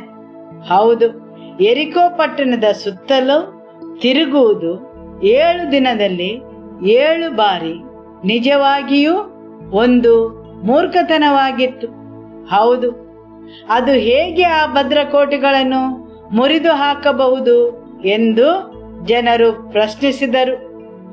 ಹೌದು, ಒಬ್ಬೊಬ್ಬ ಮನುಷ್ಯನು ಒಂದೊಂದು ಕಲ್ಲನ್ನು ಸರಿಸಿದರೂ ಸಹ 7 ದಿನದಲ್ಲಿ ಅವರು ಅದನ್ನು ನಾಶಪಡಿಸಬಹುದೆಂದು ಸ್ವಾಭಾವಿಕ ಮನುಷ್ಯನು ಹಾಗೆ ತಿಳಿದುಕೊಂಡಿರಬಹುದು. ಹೌದು, ಮನುಷ್ಯನ ಸ್ವಾಭಾವಿಕ ಜ್ಞಾನವು ಅದನ್ನು ತಿಳಿದುಕೊಂಡಿರಬಹುದು. ಸುಮ್ಮನೆ ಆ ಭದ್ರಕೋಟೆಗೆ ಸುತ್ತು ಹಾಕುವುದಕ್ಕಿಂತ. ಹೌದು, ಸ್ವಾಭಾವಿಕ ಮನುಷ್ಯನ ಜ್ಞಾನವು ಯಾವಾಗಲೂ ದೇವರ ಜ್ಞಾನವನ್ನು ವಿರೋಧಿಸುತ್ತದೆ ಅಥವಾ ಪ್ರಶ್ನಿಸುತ್ತದೆ. ಆಮೆನ್. ಹಾಗೂ ಸ್ವಾಭಾವಿಕ ಮನುಷ್ಯನು ಎಂದಿಗೂ ದೇವರ ಜ್ಞಾನಕ್ಕೆ ವಿಧೇಯನಾಗಿರುವುದಿಲ್ಲ. ಹೌದು, ದೇವರ ವಾಕ್ಯಕ್ಕೆ ಯೆಹೋಶುವನು ವಿಧೇಯನಾಗದೆ ಇರುತ್ತಿದ್ದರೆ ಇಂದಿಗೂ ಸಹ ಯೆರಿಕೋ ಪಟ್ಟಣದ ಗೋಡೆಗಳು ಹಾಗೆಯೇ ಇರುತ್ತಿದ್ದವು. ದೇವರ ಜ್ಞಾನವು ಮನುಷ್ಯನಿಗೆ ಮೂರ್ಖತನವಾಗಿ ಕಾಣುತ್ತದೆ. ಅವನು ಎಂದಿಗೂ ಅದಕ್ಕೆ ವಿಧೇಯನಾಗಿರುವುದಿಲ್ಲ. ಹೌದು, ಹೇಗೆ ಯೆಹೋಶುವನು ಯೆರಿಕೋ ಪಟ್ಟಣದ ಸುತ್ತುಗಳನ್ನು ತೆಗೆಯುವಾಗ ಜನರಿಗೆ ಅನಿಸಿದ ಹಾಗೆ ಸರಿಯಲ್ಲವೇ? ಹೌದು, ನಿಮ್ಮಲ್ಲಿರುವ ದಡ್ಡತನವು ಹೋಗಬೇಕಾದರೆ ನಿಮಗೆ ದೇವರ ಜ್ಞಾನದ ಅಗತ್ಯವಿದೆ. ಪ್ರಸಂಗಿ ಅಧ್ಯಾಯ 10 ವಾಕ್ಯ 10. ಮೊಂಡು ಕೊಡಲಿಯ ಬಾಯಿ ಮನೆ ಮಾಡದಿದ್ದರೆ ಹೆಚ್ಚು ಬಲವನ್ನು ಪ್ರಯೋಗಿಸಬೇಕಲ್ಲವೇ? ಕಾರ್ಯಸಿದ್ಧಿಗೆ ಜ್ಞಾನವೇ ಸಾಧನ. ಆಮೆನ್. ನಿಮ್ಮಲ್ಲಿರುವ ದಡ್ಡತನವು ಹೋಗಬೇಕಾದರೆ ನಿಮಗೆ ದೇವರ ಜ್ಞಾನದ ಅಗತ್ಯವಿದೆ. ಹೌದು, ಕೊಡಲಿಯ ಮೊಂಡುತನವು ಹೋಗಬೇಕಾದರೆ, ಅಂದರೆ ನಮ್ಮಲ್ಲಿ ಈ ತೀಕ್ಷ್ಣತೆಯು ಬರಬೇಕಾದರೆ ದೇವರ ಜ್ಞಾನದ ಅಗತ್ಯವಿದೆ. ಆಮೆನ್. ಹಾಲೆಲೂಯ. ಹೌದು, ಕೆಲವೊಂದು ಕಾರ್ಯಗಳನ್ನು ಸಂಪೂರ್ಣಗೊಳಿಸಬೇಕಾದರೆ ನಮಗೆ ದೇವರ ಜ್ಞಾನದ ಅಗತ್ಯವಿದೆ. ಹಾಲೆಲೂಯ. ಎಜೆಕಿಯೇಲನು ಅಧ್ಯಾಯ 28 ವಾಕ್ಯ 4 ಮತ್ತು 5. ನಿನ್ನ ಜ್ಞಾನ ವಿವೇಕಗಳಿಂದ ನೀನು ಐಶ್ವರ್ಯವನ್ನು ಗಳಿಸಿ ನಿನ್ನ ಬೊಕ್ಕಸಗಳಲ್ಲಿ ಬೆಳ್ಳಿ ಬಂಗಾರವನ್ನು ತುಂಬಿಸಿಕೊಂಡಿದ್ದಿ. ನೀನು ನಿನ್ನ ಅಧಿಕ ಜ್ಞಾನದಿಂದಲೂ ವ್ಯಾಪಾರದಿಂದಲೂ ಸಂಪತ್ತನ್ನು ವೃದ್ಧಿ ಮಾಡಿಕೊಂಡಿರಲು ನಿನ್ನ ಮನಸ್ಸು ನಿನ್ನ ಆಸ್ತಿಯ ನಿಮಿತ್ತ ಉಬ್ಬಿಕೊಂಡಿದೆ. ಆಮೆನ್. ಹೌದು, ಜ್ಞಾನ ವಿವೇಕಗಳಿಂದ ಇನ್ನೇನು ಐಶ್ವರ್ಯವನ್ನು ಗಳಿಸಬಹುದು. ದೇವರ ವಾಕ್ಯ ಮುಂದುವರಿಸಿ ಹೇಳುತ್ತದೆ, ಐಶ್ವರ್ಯವನ್ನು ಗಳಿಸಿ ನಿನ್ನ ಬೊಕ್ಕಸಗಳಲ್ಲಿ ಬಂಗಾರವನ್ನು ತುಂಬಿಸಿಕೊಂಡಿದ್ದಿ. ಆಮೆನ್. ಹಾಲೆಲೂಯ. ಜ್ಞಾನೋಕ್ತಿಗಳು ಅಧ್ಯಾಯ 14 ವಾಕ್ಯ 27. ಯೆಹೋವನ ಭಯ ಜೀವದ ಬುಗ್ಗೆ, ಮೃತ್ಯುಪಾಶದಿಂದ ತಪ್ಪಿಸಿಕೊಳ್ಳಲು ಅದು ಸಾಧನ. ಆಮೆನ್. ದೇವರ ವಾಕ್ಯ ಹೇಳುತ್ತದೆ, ಯೆಹೋವನ ಭಯ ಜೀವದ ಬುಗ್ಗೆ, ಮೃತ್ಯುಪಾಶದಿಂದ ತಪ್ಪಿಸಿಕೊಳ್ಳಲು ಅದು ಸಾಧನ. ಮರಣವು ಪಾಶವನ್ನು ಹೊಂದಿದೆ. ಹೌದು, ಮರಣವು ಮನುಷ್ಯರನ್ನು ತನ್ನ ಪಾಶಕ್ಕೆ ಒಳಪಡಿಸುತ್ತದೆ. ಮರಣವು ಮನುಷ್ಯರಿಗೆ ಬಲೆಯನ್ನು ಒಡ್ಡುತ್ತದೆ. ಆದರೆ ದೇವರ ವಾಕ್ಯವು ಹೇಳುತ್ತದೆ, ದೇವರ ಜ್ಞಾನವು ಮನುಷ್ಯನನ್ನು ಆ ಮರಣದ ಪಾಶದಿಂದ ಬಿಡುಗಡೆಯನ್ನು ನೀಡುತ್ತದೆ ಎಂದು. ಆಮೆನ್. ಯಾರಿಗೆಲ್ಲ ತಿಳಿದಿದೆ ಮರಣವು ಒಂದು ಆತ್ಮವೆಂದು? ಮರಣವು ಒಂದು ಪರಿಸ್ಥಿತಿಯಲ್ಲ, ಅದೊಂದು ಆತ್ಮವಾಗಿದೆ. ಅದೊಂದು ಶಾರೀರಿಕ ಸ್ಥಿತಿಯಲ್ಲ. ದೇವರ ವಾಕ್ಯ ಹೇಳುತ್ತದೆ, ಮರಣ ಒಂದು ಆತ್ಮವಾಗಿದೆ. ಯಾಕೆಂದರೆ ದೇವರ ವಾಕ್ಯ ಹೇಳುತ್ತದೆ, ಮರಣ ಮತ್ತು ನರಕವನ್ನು ಬೆಂಕಿಯ ಕೆರೆಗೆ ಹಾಕಿದೆ ಎಂದು. ಹಾಲೆಲೂಯ. ಹೌದು, ಮರಣ ಮತ್ತು ನರಕವನ್ನು ಬೆಂಕಿಯ ಕೆರೆಗೆ ಹಾಕಬೇಕಾದರೆ ಅಲ್ಲಿ ಅದರೊಳಗೆ ಜೀವವಿರಬೇಕು. ಆದುದರಿಂದ ಅದು ಒಂದು ಆತ್ಮವಾಗಿದೆ. ಮತ್ತು ದೇವರ ವಾಕ್ಯ ಹೇಳುತ್ತದೆ, ಆತ್ಮವು ಜನರಿಗೆ ಪಾಶವನ್ನು ಒಡ್ಡುತ್ತದೆ ಎಂದು. ಹೌದು, ಜನರ ಜೀವಿತದ ದಿನಗಳನ್ನು ಅಥವಾ ಆಯುಷ್ಯವನ್ನು ಕಡಿಮೆ ಮಾಡುತ್ತದೆ. ಆಮೆನ್. ಇನ್ನೊಮ್ಮೆ ವಾಕ್ಯವನ್ನು ಓದುವ. ಯೆಹೋವನ ಭಯ ಜೀವದ ಬುಗ್ಗೆ, ಮೃತ್ಯುಪಾಶದಿಂದ ತಪ್ಪಿಸಿಕೊಳ್ಳಲು ಅದು ಸಾಧನ. ಆಮೆನ್. ದೇವರ ಭಯವು ಜೀವದ ಬುಗ್ಗೆ. ಆಮೆನ್. ಹಾಲೆಲೂಯ. ಜ್ಞಾನೋಕ್ತಿಗಳು ಅಧ್ಯಾಯ 19 ವಾಕ್ಯ 23.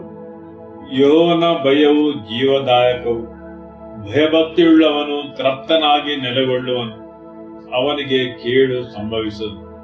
ಆಮೆನ್. ದೇವರ ಭಯವು ಇದ್ದಲ್ಲಿ ಅವನಿಗೆ ಎಂದಿಗೂ ಕೇಡು ಸಂಭವಿಸದು. ಹಾಲೆಲೂಯ.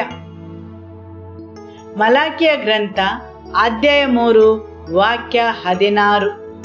ಇಂಥ ಮಾತುಗಳನ್ನು ಕೇಳಿ ಯೆಹೋವನ ಭಕ್ತರು ಒಬ್ಬರಿಗೊಬ್ಬರು ಮಾತಾಡಿಕೊಳ್ಳಲು ಯೆಹೋವನು ಕಿವಿಗೊಟ್ಟು ಆಲಿಸಿ ಭಯಭಕ್ತಿಯಿಂದ ತನ್ನ ನಾಮಸ್ಮರಣೆ ಮಾಡುವವರ ಹೆಸರುಗಳನ್ನು ತನ್ನ ಮುಂದೆ ಜ್ಞಾನದ ಪುಸ್ತಕದಲ್ಲಿ ಬರೆಯಿಸಿದನು. ಆಮೆನ್. ದೇವರ ಭಯಭಕ್ತಿ ಉಳ್ಳವರು ಬೇರೆಯವರಲ್ಲಿ ಅಲ್ಲ, ಆದರೆ ದೇವರ ಭಯಭಕ್ತಿ ಉಳ್ಳವರು ತಮ್ಮಲ್ಲಿ ಮಾತಾಡಿಕೊಳ್ಳುವಾಗ ಯೆಹೋವನು ಕಿವಿಗೊಟ್ಟು ಆಲಿಸುವನು. ಆಮೆನ್. ಹೌದು, ಅವರಾಗಿ ದೇವರಲ್ಲಿ ಮಾತಾಡಬೇಕಾಗಿಲ್ಲ, ಆದರೆ ದೇವರ ಭಯಭಕ್ತಿ ಉಳ್ಳವರು ತಮ್ಮಲ್ಲಿ ಮಾತಾಡಿಕೊಳ್ಳುವಾಗ ಯೆಹೋವನು ಅವರ ಮಾತನ್ನು ಕಿವಿಗೊಟ್ಟು ಆಲಿಸುವನು. ಹೌದು, ನೀವು ದೇವರಲ್ಲಿ ಬೇಡಿಕೊಳ್ಳಬೇಕಾಗಿಲ್ಲ, ಆದರೆ ದೇವರ ಭಯಭಕ್ತಿ ಉಳ್ಳವರು ಮಾತಾಡಿಕೊಳ್ಳುವಾಗ ಆತನು ಕೇಳಿಸಿಕೊಳ್ಳುತ್ತಾನೆ. ಆಮೆನ್. ಹಾಲೆಲೂಯ. ಹೌದು, ಆತನು ಕೇಳಿಸಿಕೊಳ್ಳುತ್ತಾನೆ ಮಾತ್ರವಲ್ಲ, ಜ್ಞಾಪಕದ ಪುಸ್ತಕದಲ್ಲಿ ಬರೆದಿಡುತ್ತಾನೆ. ಸರಿಯಲ್ಲವೇ? ಆಮೆನ್. ಹೌದು, ಆತನ ಭಯಭಕ್ತಿ ಉಳ್ಳವರ ಹೆಸರುಗಳನ್ನು ತನ್ನ ಜ್ಞಾಪಕದ ಪುಸ್ತಕದಲ್ಲಿ ಬರೆಯಿಸಿದನು. ಹಾಲೆಲೂಯ. ಹೌದು, ಜನರು ಆಡಿದ ಮಾತುಗಳನ್ನು ಸಹ ಅಲ್ಲಿ ಬರೆದಿಟ್ಟರು, ಜ್ಞಾಪಕದ ಪುಸ್ತಕದಲ್ಲಿ.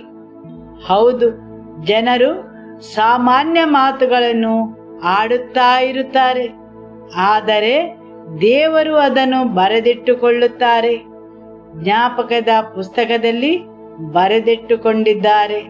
Amen, hallelujah. 2 ಕೊರಿಂಥದವರಿಗೆ ಅಧ್ಯಾಯ 7 ವಾಕ್ಯ 1. ಪ್ರಿಯರೇ, ಈ ವಾಗ್ದಾನಗಳು ನಮಗಿರುವುದರಿಂದ ನಾವು ಶರೀರಾತ್ಮಗಳ ಕಲ್ಮಶವನ್ನು ತೊಲಗಿಸಿ ನಮ್ಮನ್ನು ಶುಚಿ ಮಾಡಿಕೊಂಡು ದೇವರ ಭಯದಿಂದ ಕೂಡಿದವರಾಗಿ ಪವಿತ್ರತ್ವವನ್ನು ಸಿದ್ಧಿಗೆ ತರುವುದಕ್ಕೆ ಪ್ರಯತ್ನಿಸೋಣ. ಆಮೆನ್. ಮತ್ತಾಯನ ಸುವಾರ್ತೆ ಅಧ್ಯಾಯ 22 ವಾಕ್ಯ 29. ಅದಕ್ಕೆ ಯೇಸು ಉತ್ತರವಾಗಿ ಅವರಿಗೆ, ನೀವು ಶಾಸ್ತ್ರವನ್ನಾದರೂ ದೇವರ ಶಕ್ತಿಯನ್ನಾದರೂ ತಿಳಿಯದೆ ತಪ್ಪುವವರಾಗಿದ್ದೀರಿ. ಆಮೆನ್. ಜನರು ಯಾವಾಗಲೂ ತಪ್ಪುವವರಾಗಲು ಸಾಧ್ಯವಿದೆ, ಯಾಕೆಂದರೆ ಅವರಿಗೆ ದೇವರ ವಾಕ್ಯವು ತಿಳಿದಿಲ್ಲ ಅಥವಾ ದೇವರ ಮಾರ್ಗಗಳು ಅವರಿಗೆ ತಿಳಿದಿಲ್ಲ. ಇನ್ನೊಮ್ಮೆ ವಾಕ್ಯವನ್ನು ಓದುವ. ಅದಕ್ಕೆ ಯೇಸು ಉತ್ತರವಾಗಿ ಅವರಿಗೆ, ನೀವು ಶಾಸ್ತ್ರವನ್ನಾದರೂ ದೇವರ ಶಕ್ತಿಯನ್ನಾದರೂ ತಿಳಿಯದೆ ತಪ್ಪುವವರಾಗಿದ್ದೀರಿ. ಆಮೆನ್. ಯಾವಾಗ ನಿಮಗೆ ದೇವರ ವಾಕ್ಯವಾಗಲಿ ದೇವರ ಮಾರ್ಗವಾಗಲಿ ತಿಳಿದಿರುವುದಿಲ್ಲ, ನೀವು ತಪ್ಪುಗಳನ್ನು ಮಾಡುತ್ತೀರಿ, ಸರಿಯಲ್ಲವೇ? ಆಮೆನ್. ದಾನಿಯೇಲನು ಅಧ್ಯಾಯ 6 ವಾಕ್ಯ 2 ಮತ್ತು 3.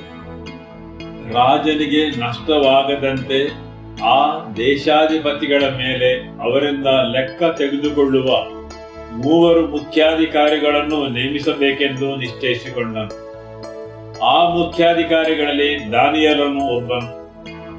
ಈ ದಾನಿಯೇಲನಲ್ಲಿ ಪರಮ ಬುದ್ಧಿ ಇದ್ದುದರಿಂದ ಅವನು ಮಿಕ್ಕ ಮುಖ್ಯಾಧಿಕಾರಿಗಳಿಗಿಂತಲೂ ದೇಶಾಧಿಪತಿಗಳಿಗಿಂತಲೂ ಅಧಿಕ ಸಮರ್ಥನೆನಿಸಿಕೊಂಡಿದ್ದನು. ಅವನನ್ನು ರಾಜನು ಪೂರ್ಣ ರಾಜ್ಯದ ಮೇಲೆ ನೇಮಿಸಲು ಉದ್ದೇಶಿಸಿದನು. ಆಮೆನ್. ಹೌದು, ಈ ದಾನಿಯೇಲನಲ್ಲಿ ಪರಮ ಬುದ್ಧಿ ಇದ್ದುದರಿಂದ ಅವನು ಬೇರೆ ದೇಶಾಧಿಪತಿಗಳಿಗಿಂತ ಪ್ರತ್ಯೇಕಿಸಲ್ಪಟ್ಟಿದ್ದನು. ಹಾಗೂ ದೇವರ ವಾಕ್ಯ ಹೇಳುತ್ತದೆ, ಅವನಲ್ಲಿ ಶ್ರೇಷ್ಠವಾದ ಆತ್ಮವು ಇತ್ತೆಂದು. ಯಾಕೆಂದರೆ ಅವನಲ್ಲಿದ್ದ ಜ್ಞಾನದಿಂದಾಗಿ. ಆಮೆನ್. ಹೌದು, ಹಳೆಯ ಒಡಂಬಡಿಕೆಯಲ್ಲಿ ಒಬ್ಬ ಮನುಷ್ಯ ಒಂದು ಶ್ರೇಷ್ಠವಾದ ಆತ್ಮವನ್ನು ಹೊಂದಿಕೊಂಡಿದ್ದನೆಂದರೆ ನಾವು ಯೇಸುವಿನ ರಕ್ತದಿಂದ ಬಿಡುಗಡೆಯನ್ನು ಹೊಂದಿದವರು. ದೇವರ ಆತ್ಮವು ನನ್ನಲ್ಲಿ ಮತ್ತು ನಿಮ್ಮಲ್ಲಿ ನೆಲೆಗೊಂಡಿರುವಾಗ ನಾವು ಎಷ್ಟು ಅಧಿಕವಾಗಿ ಆ ಜ್ಞಾನದಿಂದ ಕಾರ್ಯವನ್ನು ನಿರ್ವಹಿಸಬೇಕು.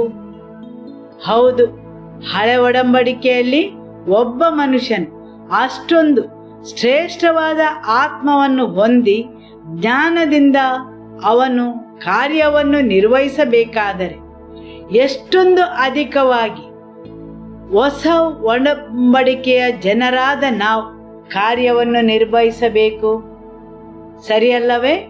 ಹೌದು. ಪ್ರಥಮವಾಗಿ ನಾವು ಅರಿತುಕೊಳ್ಳಬೇಕು ನಮ್ಮಲ್ಲಿದ್ದ ಕೊರತೆಯನ್ನು. ಯಾಕೆಂದರೆ ದೇವರ ವಾಕ್ಯವು ಹೇಳುತ್ತದೆ, ಯಾರಲ್ಲಿ ಜ್ಞಾನದ ಕೊರತೆ ಇದೆಯೋ ಆತನು ಬೇಡಿಕೊಳ್ಳಲಿ ಎಂದು. ಆಮೆನ್. ಹೌದು, ಮೊದಲಿಗೆ ನಮ್ಮಲ್ಲಿ ಯಾವೆಲ್ಲ ವಿಷಯದಲ್ಲಿ ಜ್ಞಾನದ ಕೊರತೆ ಇದೆ ಎಂದು ನಾವು ತಿಳಿದುಕೊಳ್ಳಬೇಕು. ಹೌದು, ಯಾವಾಗ ನಮ್ಮಲ್ಲಿ ಕೊರತೆ ಇದೆ ಎಂದು ನಾವು ಗುರುತಿಸಿಕೊಳ್ಳುತ್ತೇವೆ, ಆವಾಗ ಮಾತ್ರ ನಾವು ಕೇಳಿಸಿಕೊಳ್ಳಲು ಸಾಧ್ಯ. Amen, hallelujah. ದೇವರ ವಾಕ್ಯ ಹೇಳುತ್ತದೆ, ದೇವರ ಭಯವೇ ಜ್ಞಾನದ ಆರಂಭವೆಂದು. ಹೌದು, ಒಂದು ವೇಳೆ ನಾವು ದೇವರ ಭಯವನ್ನು ಕಳೆದುಕೊಂಡರೆ. ಯಾಕೆಂದರೆ ಜನರು ದೇವರಿಗೆ ಆತನ ವಾಕ್ಯಕ್ಕೆ ತುಂಬಾ ಪರಿಚಿತರಾಗುವಾಗ ಅವರು ದೇವರ ಭಯವನ್ನು ಕಳೆದುಕೊಳ್ಳುತ್ತಾರೆ. ಹೌದು, ದೇವರ ಮಾರ್ಗವಾಗಲಿ ದೇವರ ವಾಕ್ಯವಾಗಲಿ ಅವರಿಗೆ ತಿಳಿಯದೇ ಇದ್ದ ಕಾರಣ ಅವರು ತಪ್ಪನ್ನು ಎಸಗುತ್ತಾರೆ. ಯಾಕೆಂದರೆ ಜನರಲ್ಲಿ ದೇವರ ಬಗೆಗಿನ ತಪ್ಪು ನಂಬಿಕೆ ಮತ್ತು ತಿಳುವಳಿಕೆ ಇರುವುದರಿಂದ ಅವರು ದೇವರನ್ನು ಸಾಮಾನ್ಯವಾಗಿ ಹಗುರವಾಗಿ ತೆಗೆದುಕೊಳ್ಳುತ್ತಾರೆ ಮತ್ತು ದೇವರ ಭಯವನ್ನು ಕಳೆದುಕೊಳ್ಳುತ್ತಾರೆ. ಆದುದರಿಂದ ದೇವರ ವಾಕ್ಯ ಹೇಳುತ್ತದೆ, ದೇವರ ಭಯವೇ ಜ್ಞಾನದ ಆರಂಭವೆಂದು. Amen, hallelujah. ದೇವರು ಇಸ್ರಾಯೇಲರನ್ನು ಐಗುಪ್ತ ದೇಶದಿಂದ ಬಿಡುಗಡೆಗೊಳಿಸಿ ಹೊರಗೆ ಕರೆದು ತಂದರು. ಹೌದು, ಅವರನ್ನು ದೇವರು ಬಿಡುಗಡೆಗೊಳಿಸಿ ಹೊರಗೆ ತಂದದ್ದು ಅವರು ಮರುಭೂಮಿಯಲ್ಲಿ ನಾಶವಾಗಿ ಹೋಗಬೇಕೆಂದಲ್ಲ. ಒಂದು ವೇಳೆ ನಾಶಗೊಳಿಸಲು ಕರೆದು ತಂದಿದ್ದರೆ ಅವರು ಐಗುಪ್ತ ದೇಶದಲ್ಲಿ ಅದ್ಭುತಗಳನ್ನು ಮತ್ತು ಚಿಹ್ನೆಗಳನ್ನು ದೇಶದ ಜನರ ನಡುವೆ ಯಾಕೆ ಮಾಡುತ್ತಿದ್ದರು? ಕೆಂಪು ಸಮುದ್ರವನ್ನು ಇಬ್ಬಾಗಿಸಿ ಯಾಕೆ ಅವರನ್ನು ಹೊರಗೆ ಕರೆತರುತ್ತಿದ್ದರು? ಆದರೆ ಅವರು ದೇವರ ಭಯವನ್ನು ಕಳೆದುಕೊಂಡರು. ಯಾವಾಗಲೂ ಗೊನಗುಟ್ಟುತ್ತಾ ದೂರುಗಳನ್ನು ನೀಡುತ್ತಾ ಐಗುಪ್ತ ದೇಶದ ಕಡೆಗೆ ಹಿಂತಿರುಗಿ ನೋಡಿ ಗೊನಗುಟ್ಟಿದ್ದರಿಂದ ಮತ್ತು ಅವರು ದೇವರ ಭಯವನ್ನು ಕಳೆದುಕೊಂಡಿದ್ದರಿಂದ ಕೆಲವು ಸಮಯದ ನಂತರ ದೇವರು ಅವರನ್ನು ಬಿಟ್ಟರು. ಇನ್ನು ಮುಂದೆ ನನ್ನ ಆತ್ಮವು ಅವರ ಜೊತೆ ಸೆಣಸುವುದಿಲ್ಲವೆಂದು ಅವರನ್ನು ಬಿಟ್ಟರು. ಯಾವಾಗ ಜನರು ದೇವರ ಭಯವನ್ನು ಕಳೆದುಕೊಳ್ಳುತ್ತಾರೆ, ದೇವರ ವಾಕ್ಯವು ಹೇಳುತ್ತದೆ ಅವರು ಅಪಾಯದ ಸ್ಥಳದಲ್ಲಿ ಇದ್ದಾರೆ ಎಂದು. ಸರಿಯಲ್ಲವೇ? ಆಮೆನ್. ಹೌದು, ಜನರು ಯಾವಾಗ ದೇವರ ಭಯವನ್ನು ಕಳೆದುಕೊಳ್ಳುತ್ತಾರೆ ಅವರು ಅಪಾಯದ ಸ್ಥಳದಲ್ಲಿ ಇರುತ್ತಾರೆ. ಆಮೆನ್. ದೇವರಿಗೆ ಅವರಲ್ಲಿ ಯೋಜನೆಗಳು ಉದ್ದೇಶಗಳು ಇದ್ದರೂ ಸಹ ಜನರು ಅಲ್ಲಿಗೆ ಮುಂದುವರಿದು ಹೋಗುವುದಿಲ್ಲ. Amen, hallelujah. ಯೇಸುವೇ ಸ್ತೋತ್ರ. ಇವತ್ತಿನ ದೇವರ ವಾಕ್ಯಗೋಸ್ಕರ ದೇವರಿಗೆ ಸ್ತೋತ್ರವನ್ನು ಸಲ್ಲಿಸುವ. ಸ್ತೋತ್ರ ಯೇಸುವೇ, hallelujah. Hallelujah. Every life in this place, Lord, we bring them under your blood and lordship. Give them the grace and the strength, Lord, to have confidence in you,